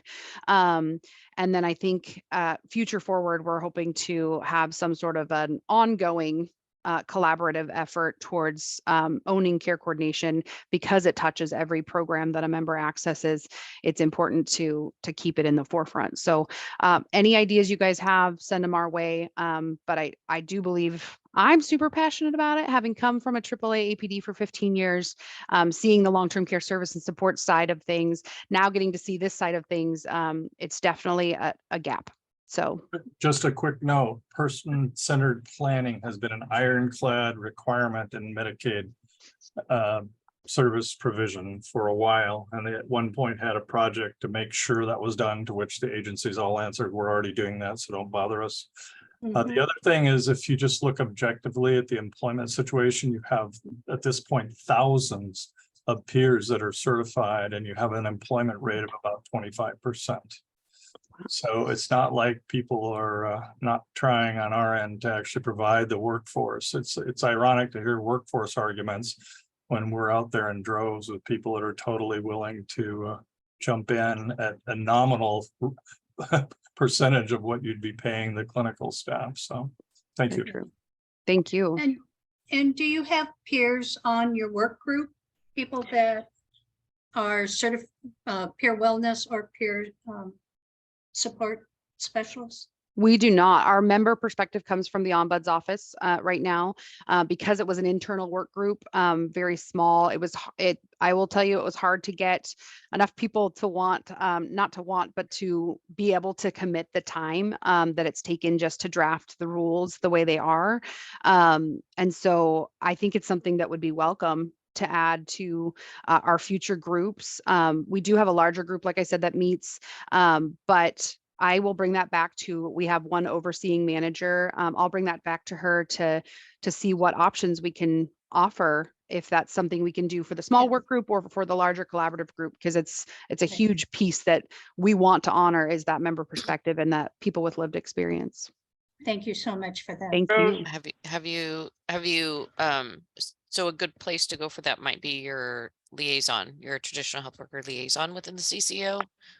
Each one of them should have it, so they should be able to tell you what the peer workforce is in that that you can draw from for those CCOs. They have connections. Not familiar with I traditional health worker, yes, but are you talking innovator agents potentially? Oh, liaison.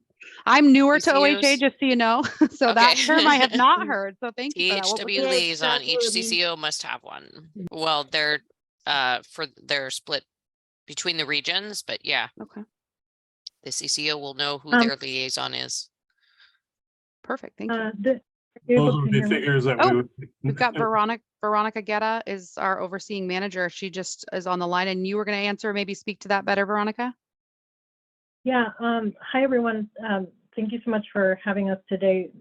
As Bonnie said, my name is Veronica Guerra. I'm the CCO Quality Assurance and Contract Oversight Manager, and I'm overseeing some of these changes to the care coordination rules. Appreciate the feedback in terms of peer support workers, and we are actually engaging with CCOs on some of these, but we also have some internal subject matter experts in the THW space that work very closely with the THW liaisons. So this will be something maybe we can take back for some internal conversation to further discuss the, we do have, just so you all also are aware, we do have some regular reports that come into the agency around utilization of peer support workers. So it sounds to me like there's probably a opportunity here for us to look more closely at those reports and maybe connect with our internal partners to understand the level of use of peer support workers across CCOs, and then see how we might be able to encourage additional use. And I'm hearing that there are probably some issues with coding and actual payment of peer support workers. So we would appreciate any feedback you can give us that you maybe experienced. Submit that to the mailbox that Bonnie has up on the screen. And you know, I do want to be transparent that, you know, there might be some things that we refer over to other teams and other staff internal to our agency because we may not be able to address everything. But we would be able to coordinate with our internal partners to see, you know, who can maybe support in addressing some of those barriers that you all are seeing kind of, you know, on the ground. Anyways, I just wanted to quickly jump in with that. And then also want to say that this is going to be an iterative process. We know that these changes may not solve all problems, and we likely will have to come back to make further changes and also to see how this all kind of plays out once we roll out these changes. So I think your continued feedback will be extremely important so that we can kind of identify where are members continuing to have issues on the ground, and you know, if they're not experiencing what we have laid out in the requirements, in the revised requirements, we want to hear that and we want to know that. And I think you have a very, you know, I don't know what you've experienced maybe with other folks internally to OHA, but this particular group of people is, you know, that's working on these, we're working on these changes. We are very committed to making sure that the member perspective is incorporated, and not just incorporated, but helps drive the changes that we are making. Would you tell me your name, please? Oh, sure. Hi, Rose. You're gonna take my name down. Veronica Guerra is my name. Okay. So you should see me lighting up there. My last name is a little difficult to spell, but you should see it there on the screen. Oh, I see. Yes, thank you. Thank you, Yeah, Veronica. no problem. I know we're at time. I really quick wanted to at least add that we are willing to provide the draft rules to the group here. I could get them to the organizer and they could disperse them potentially if I need to do it that way. Just to hear feedback, you guys can lay eyes on them. Like I said, we're working as a foundational set of rules for care coordination so that each individual program specific can have more specific requirement and timelines in their own rule sets, where care coordination should be a true foundation of how care is coordinated. It's in the name. So if you guys are interested in that, definitely let us know, or if you guys want to respond in the email. Okay, good to know. Yes. Okay. Yes, Perfect. we are. Yes. Great. And I Yes, put yes, yes, some yes. comments in the chat. I've had my hand up for a long time and it wasn't called on, but I put some comments in the chat. I think the burden on the individual when they keep getting told to do all the work of making all the calls and doing all the coordination, for some people is just not possible. It causes so much additional stress and hardship that they can't get the care they need without that additional help, which is what it's supposed to be. But then as an experience of supporting others who have tried to use it and it not working that way and ending up making all that, you know, them have to do all this extra legwork, it's not really helping when it works like that. Thank you very much for that. And I apologize, I didn't have the chat up. I couldn't get it to load for some reason. So I've got some teammates here that are going to capture thoughts and comments in the chat so that we can respond accordingly. Okay, and take that feedback. But I encourage anybody to send in emails with additional thoughts. And thank you guys so much for allowing us to come and present in this space. And hopefully, like Veronica said, we can have the opportunity again as things go forward that we can continue to update and really come back and seek more information as we go through this iterative process. It's a big one. So it's definitely not going to be fixed all at once.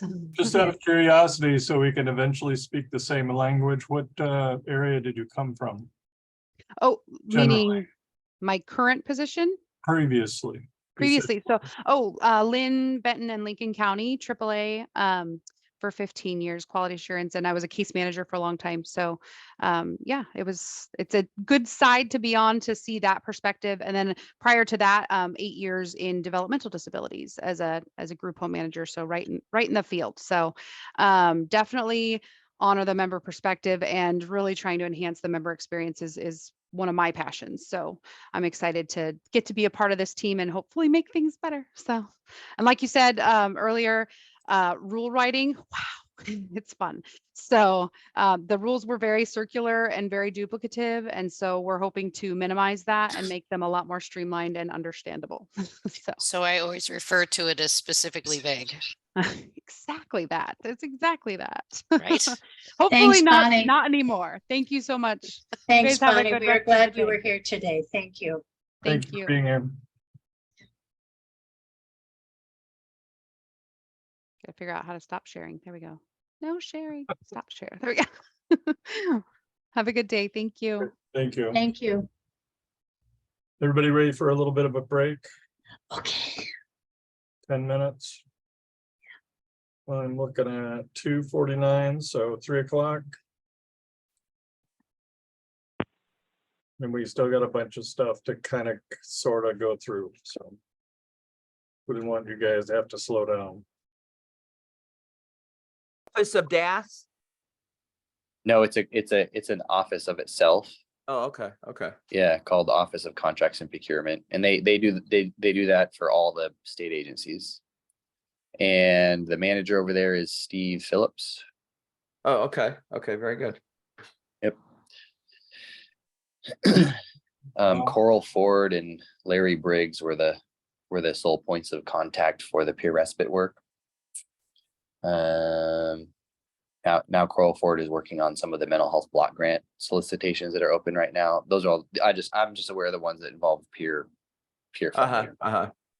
Well, great. I'll reach out to Yep. Steve. We kind of want to, we want sort of a pedestrian education of what the mission is, how it works, and how, Joe Q Public or whatever can make use of it. Also consumers and peers who have or just, anybody who has information about, oh, what was that grant again? And just, I think it would be useful to have a primer about that so we could get more educated about. So Steve Phillips.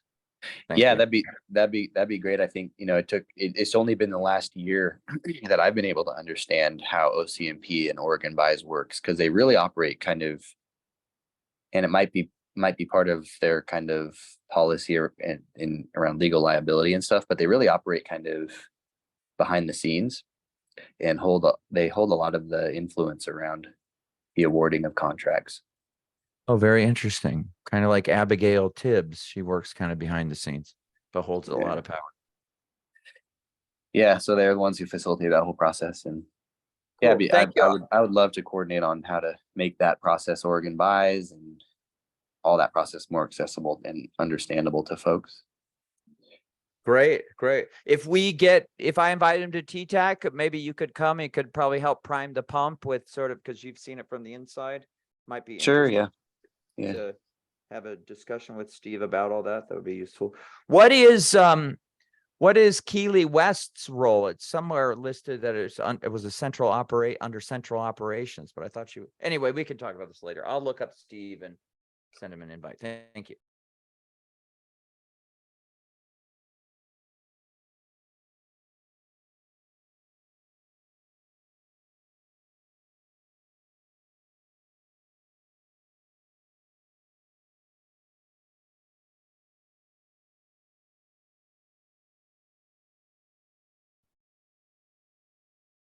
Drake, are you back? Yeah. Just making a few notes here. Could somebody bring up the agenda on the shared screen?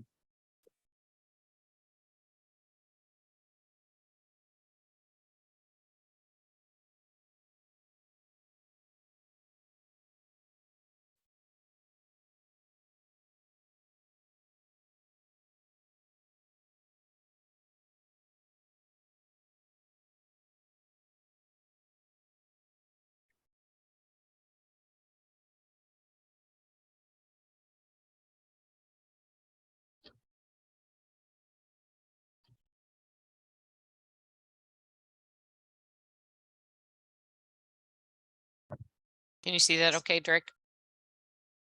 Yep.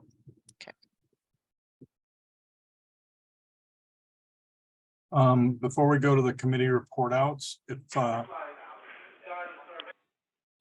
possible, maybe we could discuss a couple of things that Laura Rose brought up that needed to be done. Are people from up here familiar with the oh God, please help me, Laura, with the committee initials? CSA, Crisis System Advisory Work Group. No, the liaison. Local Government Advisory Council. Yeah, places that we're Children's supposed to have System Advisory liaisons. Council. The Okay. traditional health worker We- liaisons, all the CCOs. No, We do- it's different. We do have a Council. liaison to LGAC. This is Yes, we the do. council. All right. Do you want me to go ahead, Drake? Please. Okay. Thank you, Drake, for a few minutes today and council members. So I wanted to just bring 2 or 3 things to your attention. One of the councils that I think is very valuable in our state that has been brought back online through the the Association of Oregon Counties, it's called LGAC, which is short for Local Government Advisory Council, and it meets once a month. And they have several seats open for people with lived experience, and they're really hoping to get more lived experience voice in that council meeting. So right now, I'm currently a vice chair with Pat Farr, who's a commissioner from Lane County. And then there's also Molly Griggs has graciously joined as our liaison from Oregon Consumer Advisory Council. Then they have 2 additional seats that are vacant at this time. And so they're looking for one with has to be a person that is currently a member of a CCO's advisory council, Consumer Advisory Council. And then the second seat is for somebody with who's serving on a local community, I believe a community mental health programs, local advisory council. So if you have any leads or suggestions, please let us know. We want to get people with lived experience that would be in that committee. That would be wonderful. Again, I didn't mention, so the committee meets, it has commissioners from all 36 counties of Oregon. It also has people from the Association of Oregon Counties, like Gina Nickel, who used to run the Association of Community Mental Health Programs, and she's advocating very strongly with others in Washington, D.C. for these county mental health programs and all the multiple services. They've also been bringing Office of Emergency Management, and also people from the governor's office, specifically on houselessness, but many other topics around the state. So super opportunity to get connected, super opportunity to learn and advocate. Super great. The other council, I think we'd asked OCAC or talked about it several times. I don't have a super clear answer. The Crisis System Advisory Work Group has a steering committee, and they've been meeting at least once, sometimes 2 times a month. And so we were supposed to make sure we had a liaison, I think, from the Oregon Consumer Advisory Council. So I've been attending those meetings as a steering committee member, not a formalized liaison. Of course, I can bring information back and forth with this council. In addition, they started having an open seesaw meeting back again, Crisis System Advisory Work Group. And so that one was really well attended. I'm not sure how that one's going to continue. So that that's just a quick update. Thank you. Or And Rose, then I will you think tell me what liaison. LGAC is? Local Government Advisory Council. So Explain every what they county do, in the too. state. Hmm? Explain what they do too. It's important, how it all works together. Oh, and I forgot to mention, I'm so sorry. Of course, OHA and DHS also attend that meeting. So leadership from OHA and DHS come together with the commissioners across the state. It's virtual Zoom meetings at this time, plus in-person meeting at the DHS building in Salem, Oregon, called the Barbara Roberts Building. And so it's once a month. Usually it's on, I think it's the third Friday, if I'm not mistaken, third or fourth Friday. And so anyway, that's what it, and again, it discusses all kinds of topics because all counties have a community mental health program, presumably. So mental health, behavioral health definitely is part of what gets discussed there, but other topics are being addressed as well. So. Thank you. And then CSAC is the other one. So Children's System Advisory Council has been meeting monthly. For a while, they stopped meeting, then they started meeting again. And so they're looking, the idea is to have somebody from the Oregon Consumer Advisory Council serve as a liaison to the Children's System Advisory Council. They work with mental health, behavioral health issues with youth and young adults. I believe now all the way from early childhood, birth through 5+ transition age youth, all the way up to 26, 25 or 26 years of age. Somebody put a question in the chat and I can't see it. Thank you, Molly. Fourth Fridays, 10 to 12 for LGAC. And then someone says, how do you attend the LGAC? Are they open to the public? Yes, they are.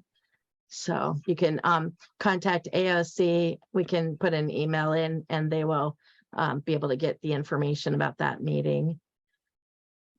Anyway, so CSAC also needs a liaison from OCAC. I'm also curious, we should have a liaison to the AMPAC Council, Addiction Mental Health Policy Advisory Council, that is advising on mental health and substance use block grant funds. They have a responsibility, I think, with some oversight with that. So anyway, thank you so much. I hope I didn't miss any. There's a lot of really important and wonderful advisory councils where lived experience is hugely important. Thank you. Thanks, Laura Rose. Thanks, Laura. It's important. Okay. Oh yeah, about that LGAC seat, is there any appetite on an LGAC seat for yet another person from, Metro? I wouldn't think there would be any exclusion from the metro area for attending that particular meeting. So if you are able to, or somebody who fits one of those categories, either on the local consumer advisory council of a CCO or the local advisory council of a community mental health program, county-based, then that I think would be what they're looking for right now. And in the future, the other seats might open up again. So Molly and I are there at this time, but certainly in the future, there could be those seats on LGAC as well. Thanks, Laura Rose. Yeah. Okay. Go ahead. Oh. Anybody have any other questions going on? Anyways, Walida has a question about navigating councils, so I think we should address that offline after the meeting. Careful what you address offline outside of the meetings, but yeah, we're going to be running short on time no matter what we do at this point. So, all right, there Okay, won't be. let's keep going. can I say, Bo, if you're still here, I have a hard time seeing my screen right now. Yeah, I'm here. Before I go to the committee report outs, could you update us on the peer respite thing as much as we haven't already heard, I guess, from the director?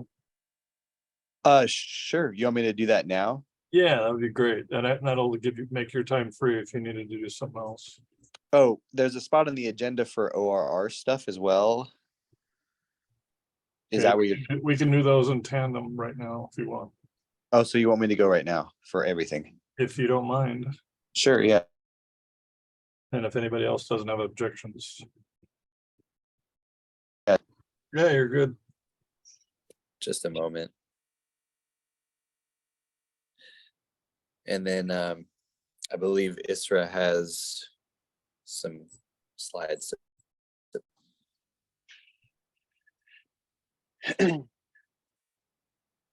So yeah, so hey everybody, yeah, we had some Office of Recovery and Resilience kind of updates that you all asked us to provide, and then also, yeah, I can include peer respite in that too. And then if Kendall, I'm not sure if you're aware, but Kendall Burns is our peer respite policy and implementation coordinator, so she might be able to add some stuff into that as well.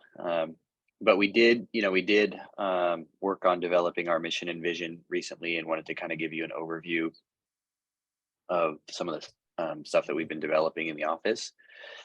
So the office of, for a long time, most of you are familiar with, but for a long time, my name is Bo Rappaport. I'm not sure how many of you were at the retreat, but I'm a person with lived experience, a descendant of the Klamath tribes, and my dad was from Peru, and I also identify as having living experience with mental health.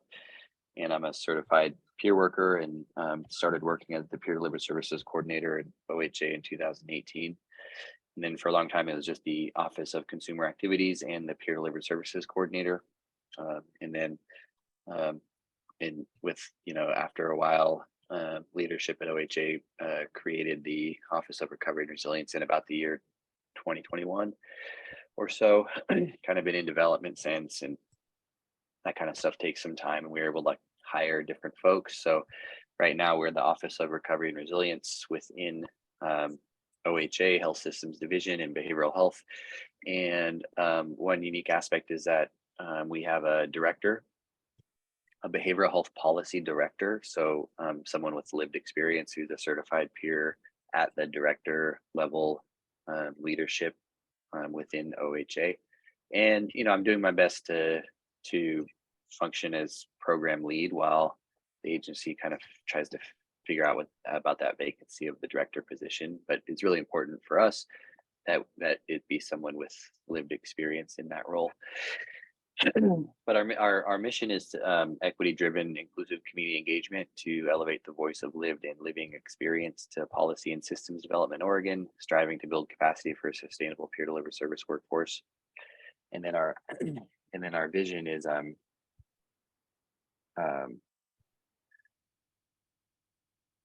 our vision is a recovery and resilience oriented culture with equitable access to peer delivered services in every community where people with lived and living experience have voice and choice in policy and systems. When I first started at OHA, I always used to hear Kevin, you always used to say, everybody gets a peer, or everybody who needs a peer gets a peer. So our vision of having that kind of equitable access. So anyway, our team, you can go to the next one. Yes, sir. Our team is right now we have a few vacancies. Our team, our first and foremost member of our team is the communities that we come from. Our community, you all, Oregon Consumer Advisory Council, and really kind of trying to create space so y'all can guide the work that the Office of Recovery and Resilience does. It's been really interesting navigating the place of the ORR in the leadership shift and everything changing politically.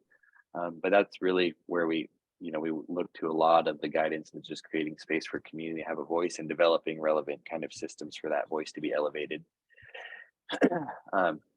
Representing our respective communities of lived experience, but then also if it's not my community, creating space so that community can have the voice and I'm not speaking on behalf of.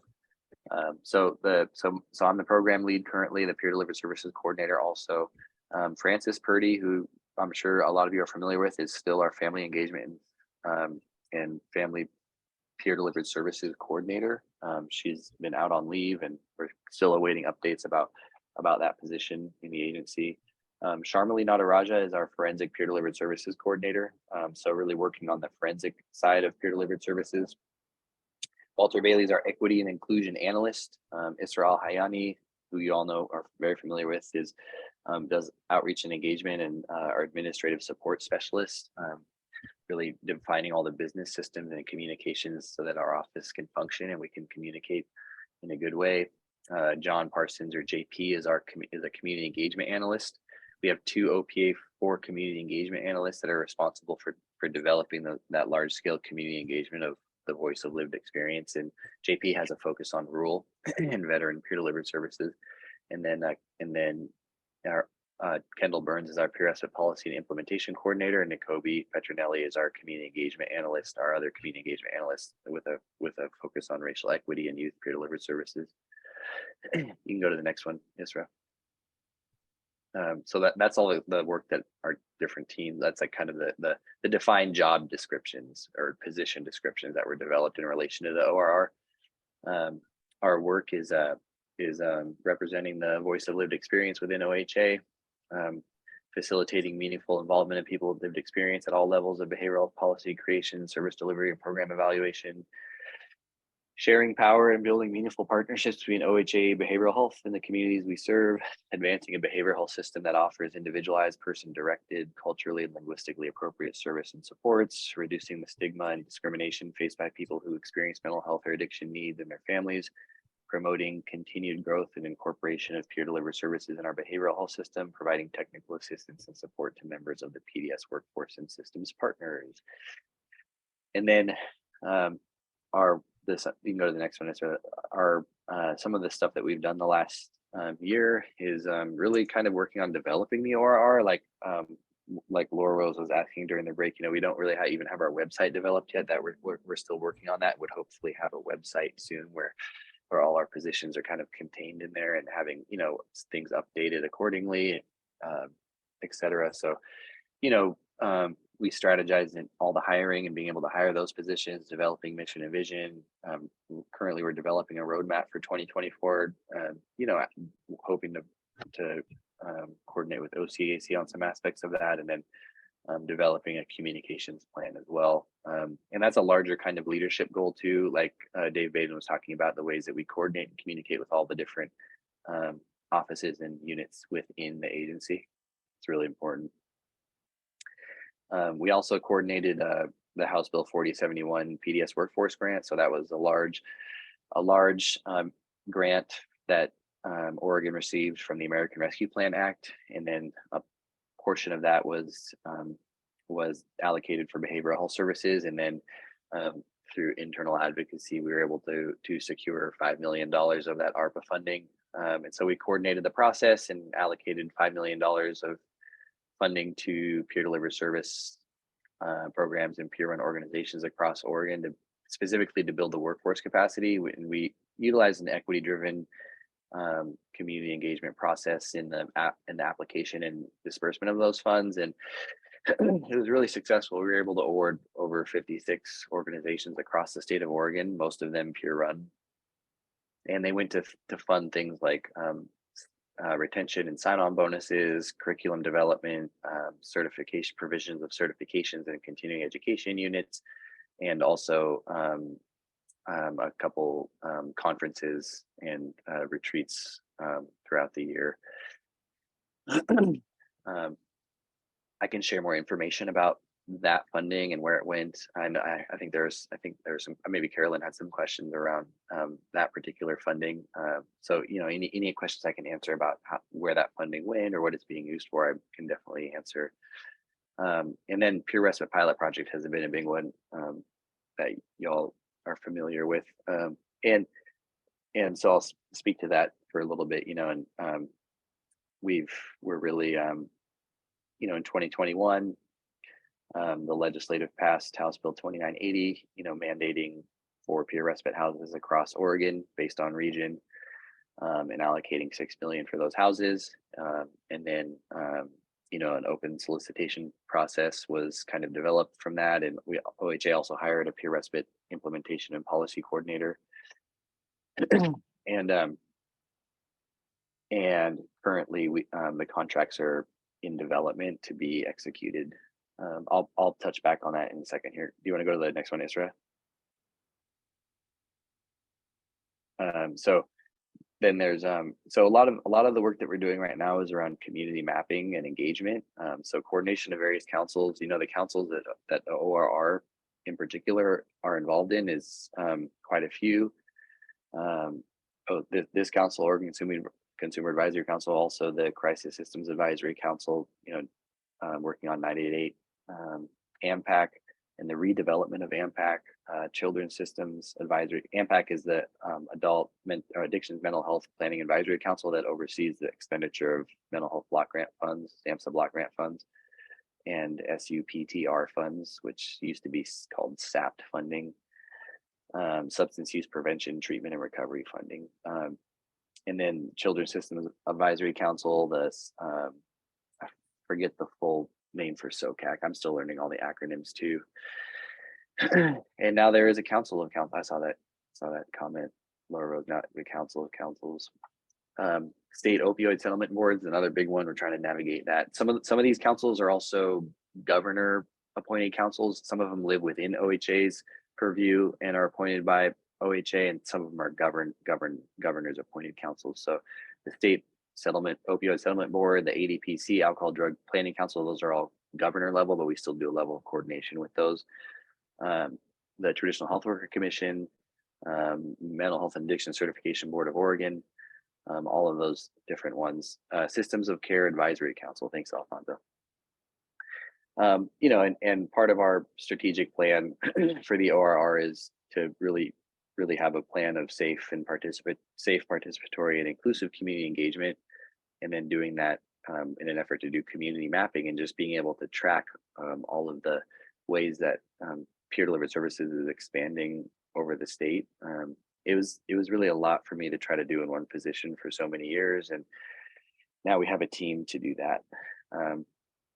So we do have a retreat coming up that I want to let you all know about too, that we're excited about. There's actually a few retreats and conferences over the summer that are happening as a result of the workforce grant funding. So there's a few out there. If you want more information about other ones, you can reach out to us. They're being coordinated by various peer-run organizations across the state.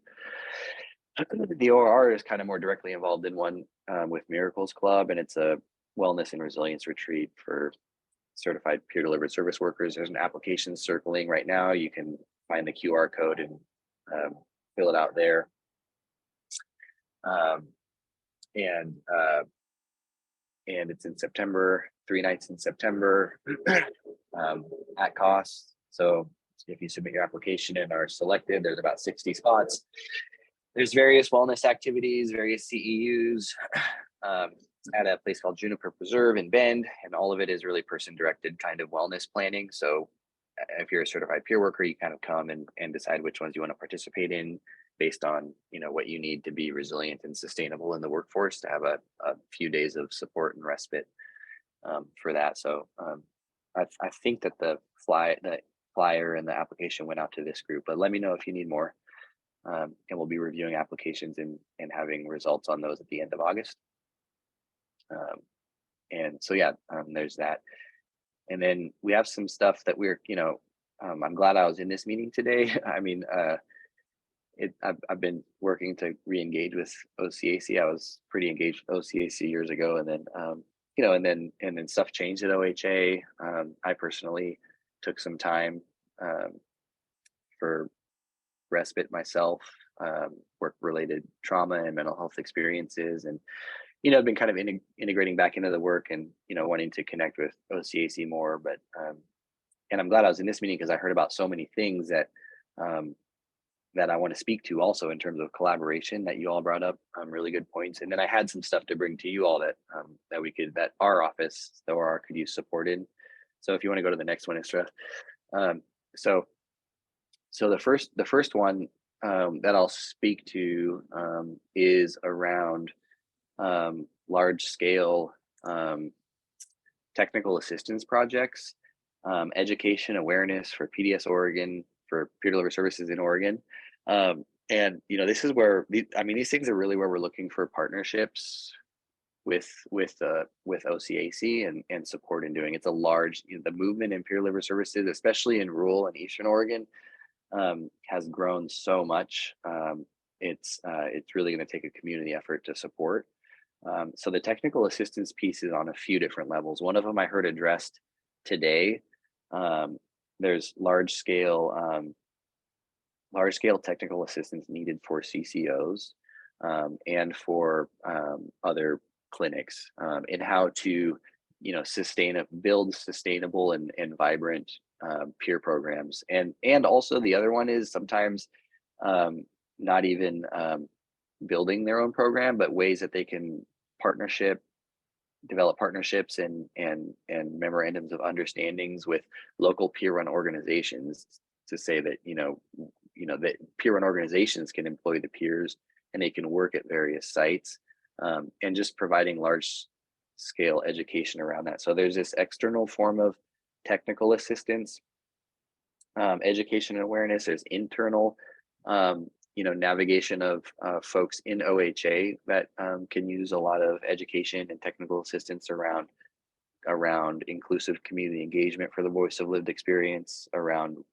peer delivered services and what they are, all that kind of stuff. And then there's also another piece around startup for peer-run organizations. So what we're seeing, especially what we saw with the House Bill 4071 solicitation process, is we received over 116 applications for that funding, and a lot of them were brand new peer-run organization startups, and kind of navigating that space between managing nonprofits, providing sustainable kind of forms of community engagement and nonprofit management and peer services and the system of peers in Oregon. Really the OR could really use some support from OCAC and kind of, you know, being available and maybe even coordinating some of that work as well. That's the ask. I'm not sure if you all will see that in terms of the visioning that you did for your retreat for the next year, but you know, a really good example is the peer respite piece. So peer respite is currently in progress. Two organizations have been awarded and contracts are going out for signature as soon as I forget, Kendall can speak to it hopefully, but it's the specific paperwork, the covenant agreements around purchase of land and property is being developed right now. And as soon as that is being developed, the contract will go out for signature. And those two organizations have been awarded. And then two organizations have been awarded, but there's been some large scale kind of concerns that were brought up. And so, you know, that there's various things happening related to the Department of Justice, and a lot of them are related specifically to the administrative capacity and of a new organization, and with particular respect to the, you know, the legislation mandated one culturally responsive peer respite to go up, and there's, you know, there's not a lot of you know, for communities that have been historically underfunded, there's not a lot of options in terms of peer-run organizations that are owned by folks in communities that have been underfunded, and because there hasn't been funding, the financial management, the administrative capacity was not developed either.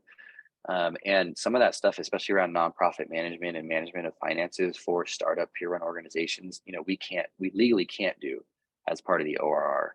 And peer respite was a really good example of this, because there was concerns around one of the organization's financials and general nonprofit management and structure that we couldn't provide the technical assistance for.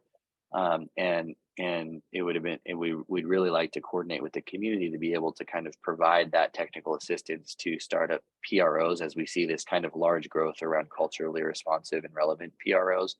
And that organization in that instance really could have used some support in that aspect. You know, and now we're kind of on the back end, kind of navigating. The DOJ is taking a closer look at whether we can even contract with them. So that particular contract has been paused while there's an investigation, and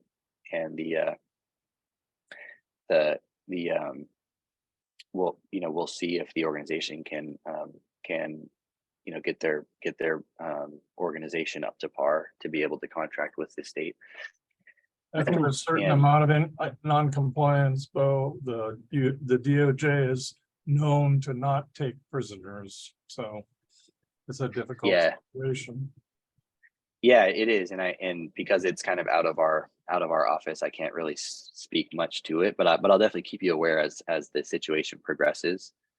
And then, and the other ones we're working diligently to get the contracts fully executed and hope to have some stuff operationalized in the next fiscal year. And then our peer respite policy implementation policy and implementation coordinator is currently developing like a really community-driven technical assistance plan to develop collaborative reporting requirements and templates and community engagement sessions and possibly an advisory council, things like that, to kind of really develop the peer respite system in Oregon. And two other things I'll speak to briefly, and then it can be open, or Kendall can jump in with more peer respite updates. We're really looking at developing a quote supervision system for peers in Oregon, and fully having that in place as we're providing technical assistance to those CCOs and stuff to provide a kind of sustainable type of co-reflection for peer workers in the system that's really supportive and healthy and mitigates that burnout that we've been seeing over the years. We do have some supervision kind of curriculums and best practice that are being developed that I think as a result of the House Bill 4071 workforce funds, but really kind of having some guidance around what peer delivered services supervision should look like. I know that y'all worked on that in the past, but we could really use some support there. And then also the developing out the forensic peer delivered service system and a certification for forensic peer services. So we've hired our forensic peer delivered service coordinator, and she's really working on engaging, doing some community engagement and finding identifying community partners that could really be supportive in developing a forensic peer delivered service system. And there's some good national models, but and that's anything peer delivered services that has any crossover with criminal system involvement in any way, whether it's mental health or substance use, survival skills, or any of that kind of stuff. So those are just some things that, y'all mentioned some stuff that I have a lot of answers to, but I don't want to take too much more time right now, but I want to ask more questions. I've been working on the warm line funding with CCS, for example, the certification from MACBO, breaking off from the THW, we're like strategizing around that and working a lot with that. So I'll stop there. In peer bridges, yes, I remember peer bridges, Luke, for sure. I'll stop there.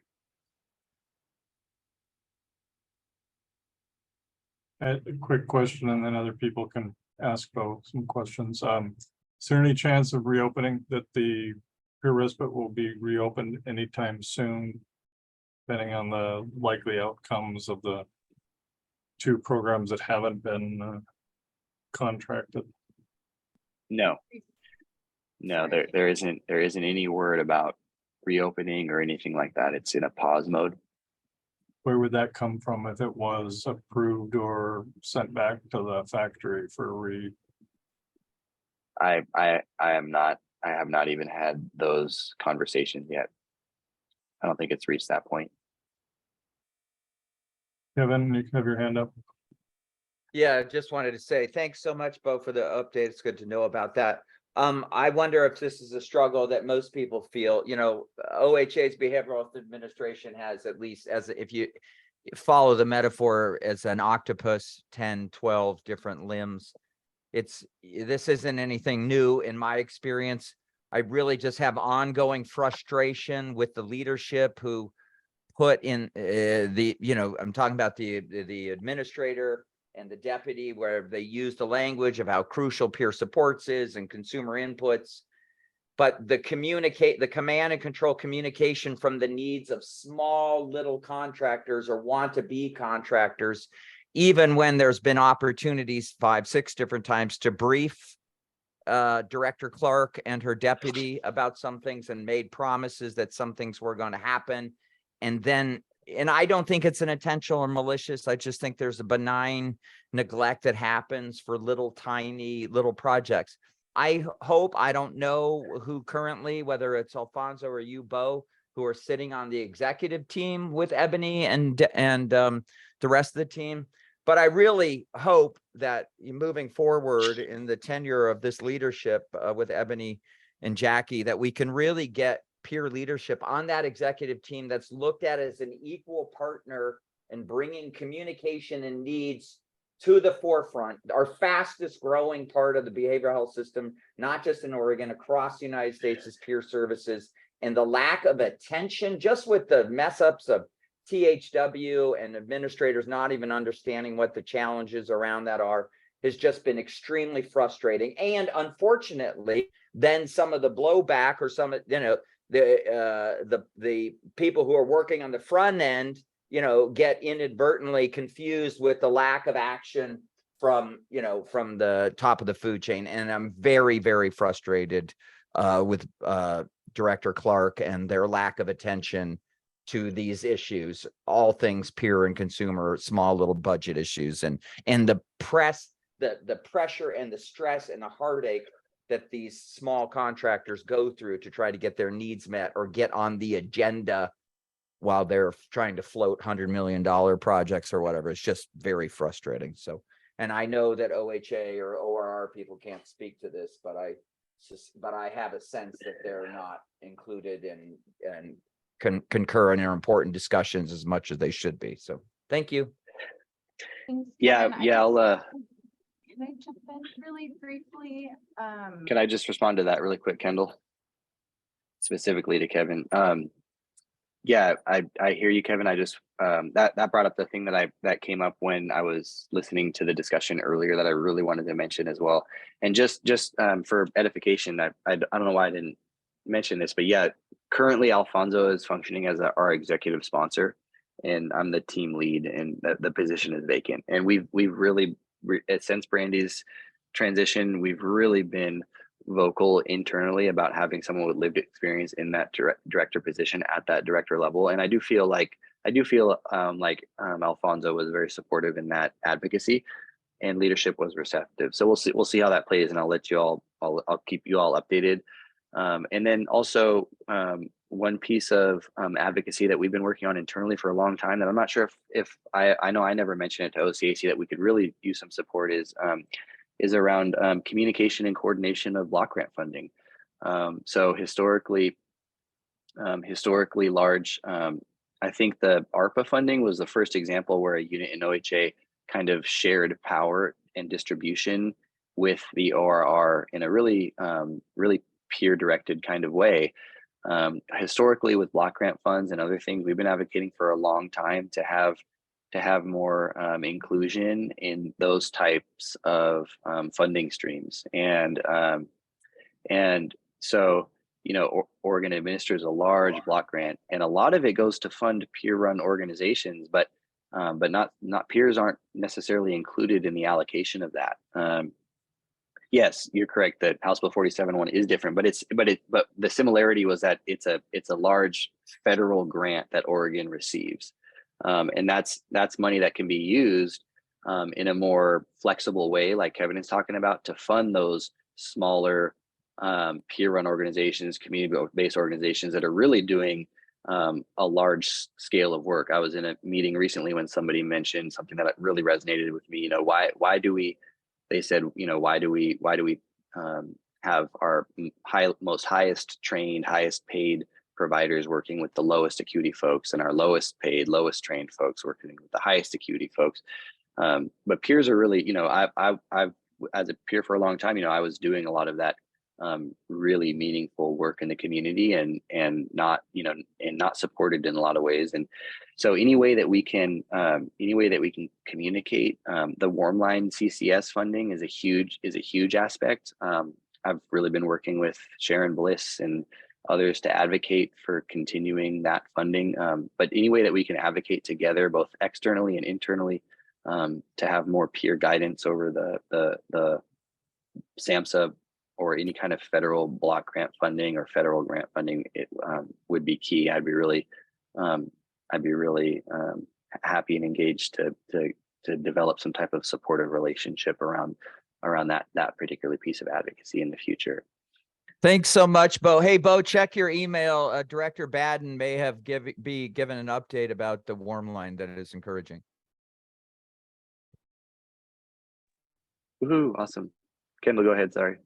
Hey, can I just add one more thing? And I apologize. Just, I'm not sure that I understand quite the issue, Kevin, that you're talking about, and Bo might, but if we don't, I just want to be able to know what it is so that I can advocate with Ebony. I'm part of the executive team. I do meet with Ebony regularly, and we do meet as a team with Chelsea and interim director Sam Byers. So anything that I could do to advocate, I'd be happy to do that. And I'll connect with Bo on that later. But if I'm hoping that we're closing any kind of like feedback loops, giving people an answer and not just ignoring requests. Thank you. Okay. Hi. I just wanted to take a moment to respond. I saw a couple things that Laura Rose had put in the chat. And I just wanted to respond to that in terms of the learning collaborative. I believe that Bo did mention that, and if he didn't, just want to put that out there. That is part of the next steps in the plans for peer respite. It is part of one of the many feedback loops and opportunities for community to engage with one another and to co-develop and collaborate, right? So there's really a feedback loop at each level. And so we really, Laura Rose specifically, thank you for presenting that. That's not something that has been lost and is still in process to really clarify for folks. The document that we are currently working on establishing for completing the contracts is called a Declaration of Restrictive Covenants. We have 2 programs. And then to follow up on the other question that Laura Rose, or comment rather, that Laura Rose had put into the chat regarding the second solicitation that was opened up for the Central/Eastern Oregon Center, which was not, so we, in the initial solicitation, we did not find a sufficient proposer. So that was another solicitation was opened up, that was conducted, and there has been an intent to award letter provided to the Stronghold. So that is an Indigenous peer-run organization that will be standing up the first Indigenous peer respite, and it will be in Central Oregon. So that's really exciting news. What we are waiting for right now is completing, we have one, like Bo said, one on pause, and we have another that is in process currently. And for the other 2, which is specifically Central Oregon and the coastal region, we are developing the Declaration of Restricted Covenants agreements currently. So once that is completed, contracts are like fully executed.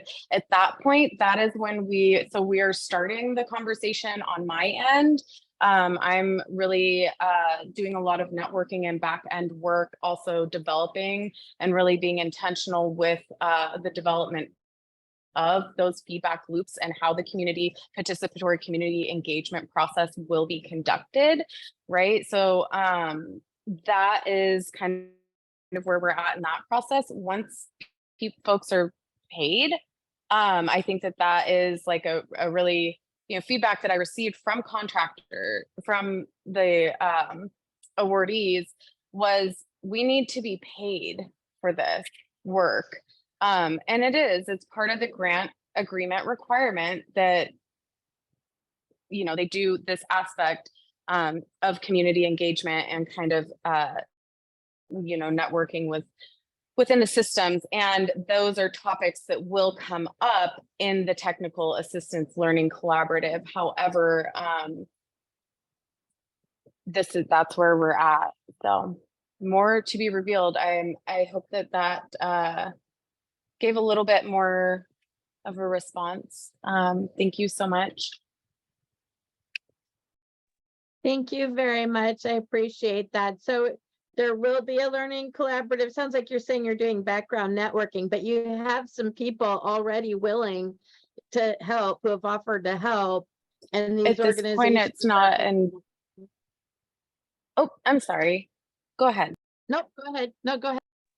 Oh, yeah, at this point, it's just not, it just not at a point in the project where we're going to start the learning collaborative. And so the learning collaborative will be started once contracts are executed.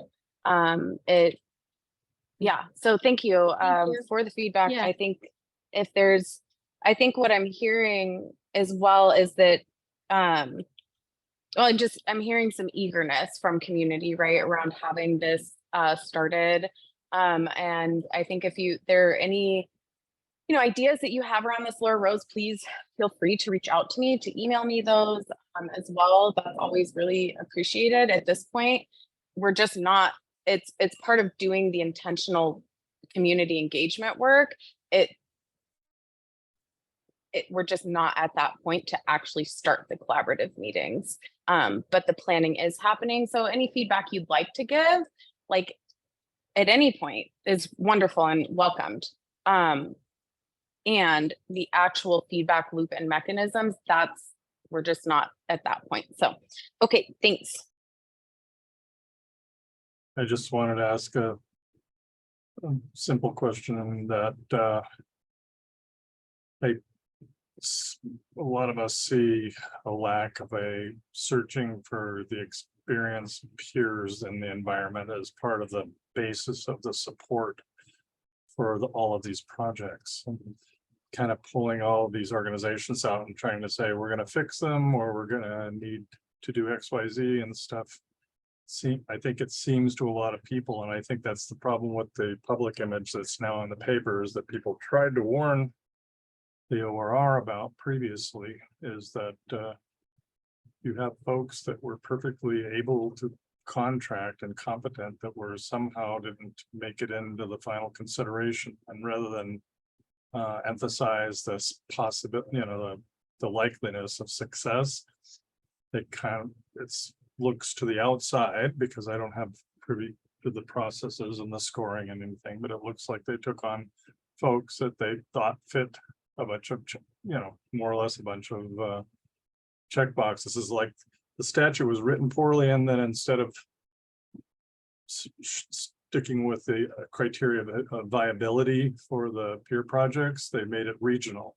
So where there aren't actually peer organizations to serve those populations, you have Project Able out on the coast, and if Coos Bay had qualified, they would have to go to Central Oregon, things like that just don't make any real sense. And I just sort of wanted to put that out there, that a lot of people really tried to warn everybody up front that what's happening now in the press and with the DOJ was a real possibility before it ever actually got to be a public matter. And I just wish that everybody would have stopped and reconsidered it, because we're already 2 years out and just barely contracting the first of these. So, and I'm not trying to be critical. I'm just trying to say, look, somebody did. We keep talking about people listening to us.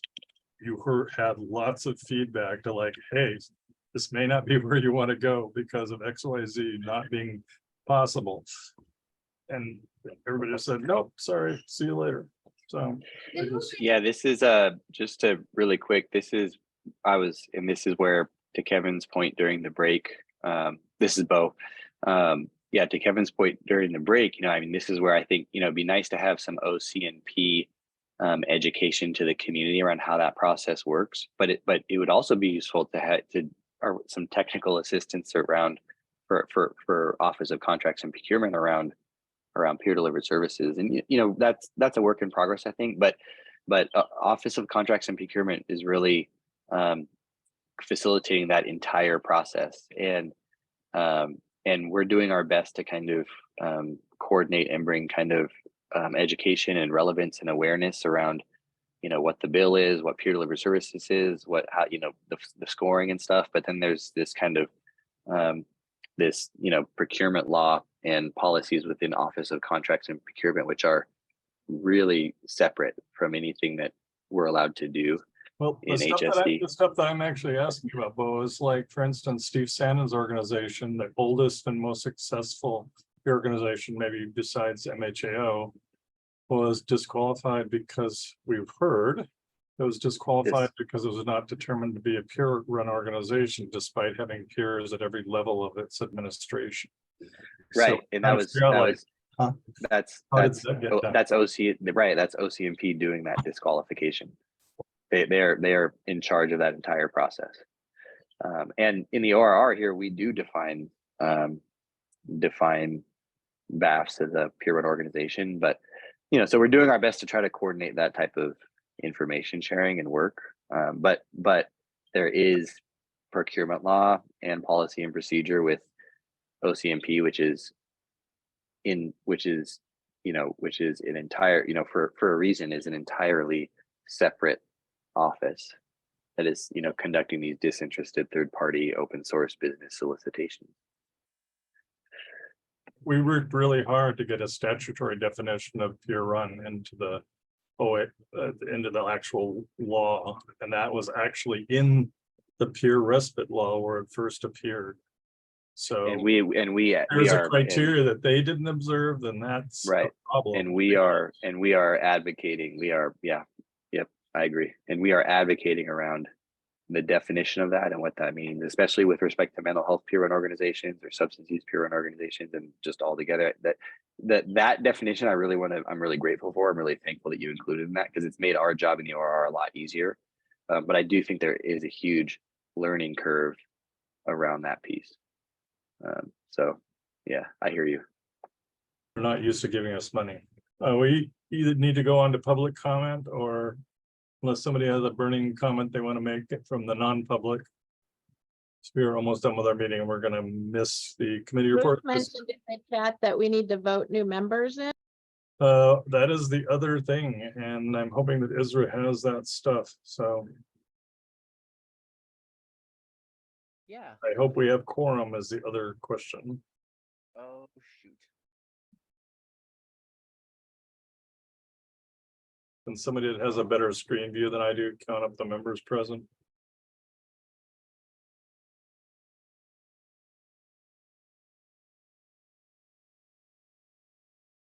I think there's 11 of us. Yeah. Am I right? Yeah. Okay. Yeah. I think there's 11, so we can do this if we hurry. All right. Thank you for Bo for taking so much time to go through all this stuff. Let's see. Drake, you want me to put the names for those 3 new members in the chat?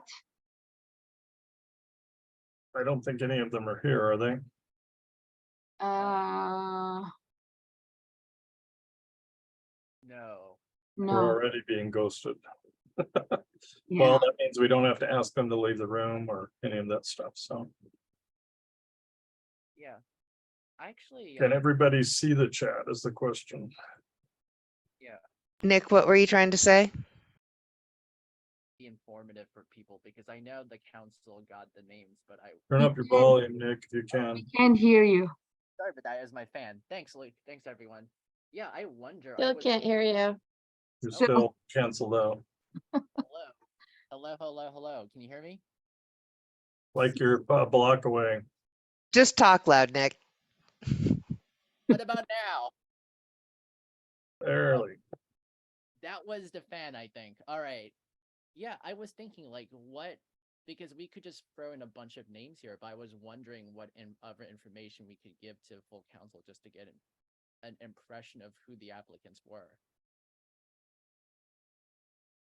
I don't know, because like it behooves us to, to get new members as quickly as possible, but oh, can you hear me?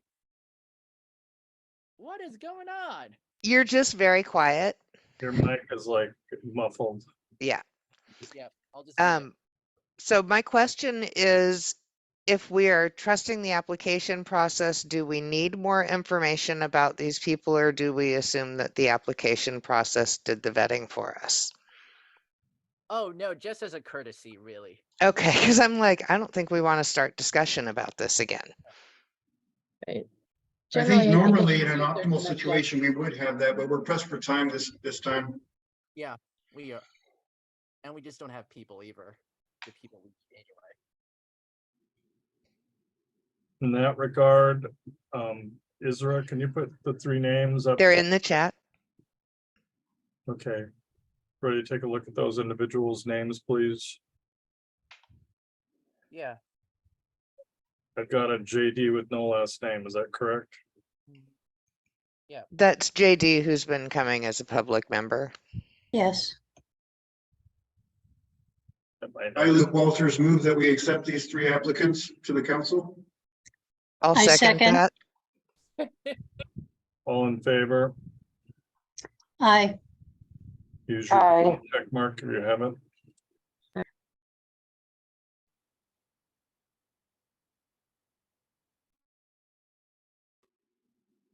Marquita. She's got hers up. Rose said yes. Kevin, Kevin, are you there? Earth to Kevin. I think based on no answer, Kevin's abstaining.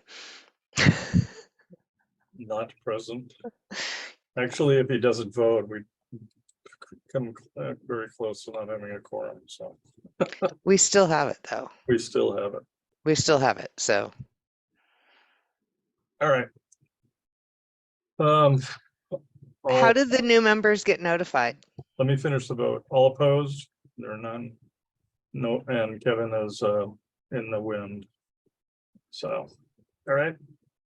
Motion passes for all 3 names. How did they get notified?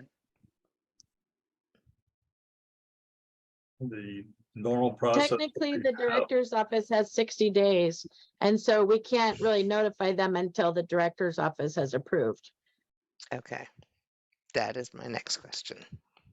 I'm not sure if they have to have something that's forwarded and signed by our committee, but or council, but if that needs to be done, that will be. Okay. ASAP. One last question. Okay, congratulations to those people that are not here. And I'm assuming since we have, do we have anybody? Barb, did you want to talk or remember the public? Oh, yeah. No, I'm good. I still hear Nick trying to talk though. Nick, you have technical difficulties. How about this? It's better. We can How hear about you. that? All right. Well, what's the situation with communicating with the applicants? We just explained it. Oh no, I'm sorry. I'm being more nuts and bolts. Like, you know, like who pulls together the email? Like, what can we put in that email? Because I think a practice I might be interested in implementing is just telling applicants, you know, who've been rejected, apply again. Right now, they're approved pending approval of the director, and they can be rejected by the director and have in the past. All right, that makes sense. Okay. And once her approval comes back, then they're good to go. All right. Yeah, it'll be interesting. I do want to find a way to communicate with the rejected applicants as well. Okay. One thing I'm going to add as an addendum to all this is that we had committee reports kind of skipped in all of this. I am assuming that since all of the committees are working on their priorities still, that we will just assume that their report outs have to do with that work, and hopefully we'll hear from them in the next full meeting. Oh, wait. As well as the individual ones. Committees can bring to the executive committee if they have initiatives for full council. If anybody else has anything to say to Bo in specifics in terms of the recommendation process that we're trying to work out in the communication process, there is a meeting happening tomorrow at 10, and then there's an executive committee meeting tomorrow at 11. So, and those links have been sent out. That does it for tonight, folks. Thanks, Drake. Excellent job. Thank you. Glad to see. Yeah, I'm glad we had so many great presentations today. I think the director is a lot more accessible than we had anticipated, so. I think so. I think so. It was I really think great. He also suffers from not knowing what to do with the mess that he's got himself. Yeah, yeah, yeah. I think there's a lot of messes out there that will get worked on. I think it's a great thing. I want to be positive. Excuse me, I've got an ant to kill. I'm busy. Shame on you, Rose. Informed about the God's message. creatures. Yeah, yeah, yeah. Not in my house, man. Millions of them on everything that you leave out. Yeah, not in my house. Okay. Everybody can go home now if they want. Jake, you mentioned some potential route for me to remain relevant, so I'll be looking forward to some communications from you folks. Yes, We yes. can expect quick Please. action on that, Luke. Please, Okay. Luke. We do need another full meeting, which would be the next strategic planning meeting. So, Yeah, Sounds good. Kevin, yeah. let her And, wrap. and Luke, no matter what, stay in touch. Stay in touch Can I- with us. It's so Can I important. give you an update? Director Yes. Batten was, Oh, Direct- while you're still Hurry. here, you vote for the members or not? yeah, I vote for him. Bring them on. We love them all. Tom, Unanimous. Sally, and Janice. They're great. Sorry, but listen, put that in the Director notes. Okay, Batten, hurry up. Director Batten just emailed me the point that I brought up. He has promised 6 months, at least 6 months, continuing funding for Sharon Bliss's warm line. He said he's doing that immediately. He sent out a letter. He said, Kevin, after your question, I looked in the issue where we're providing so I can get more updates. So instead of having to lay off all these people, we could understand what the needs are. So Wow. yeah, so 6 months of Woo! ongoing funding to help support them and then in discussion. So at least that keeps 40 peers from being unemployed as of the end Cool. of September. So that's great. We're Thank full you. 24-hour service.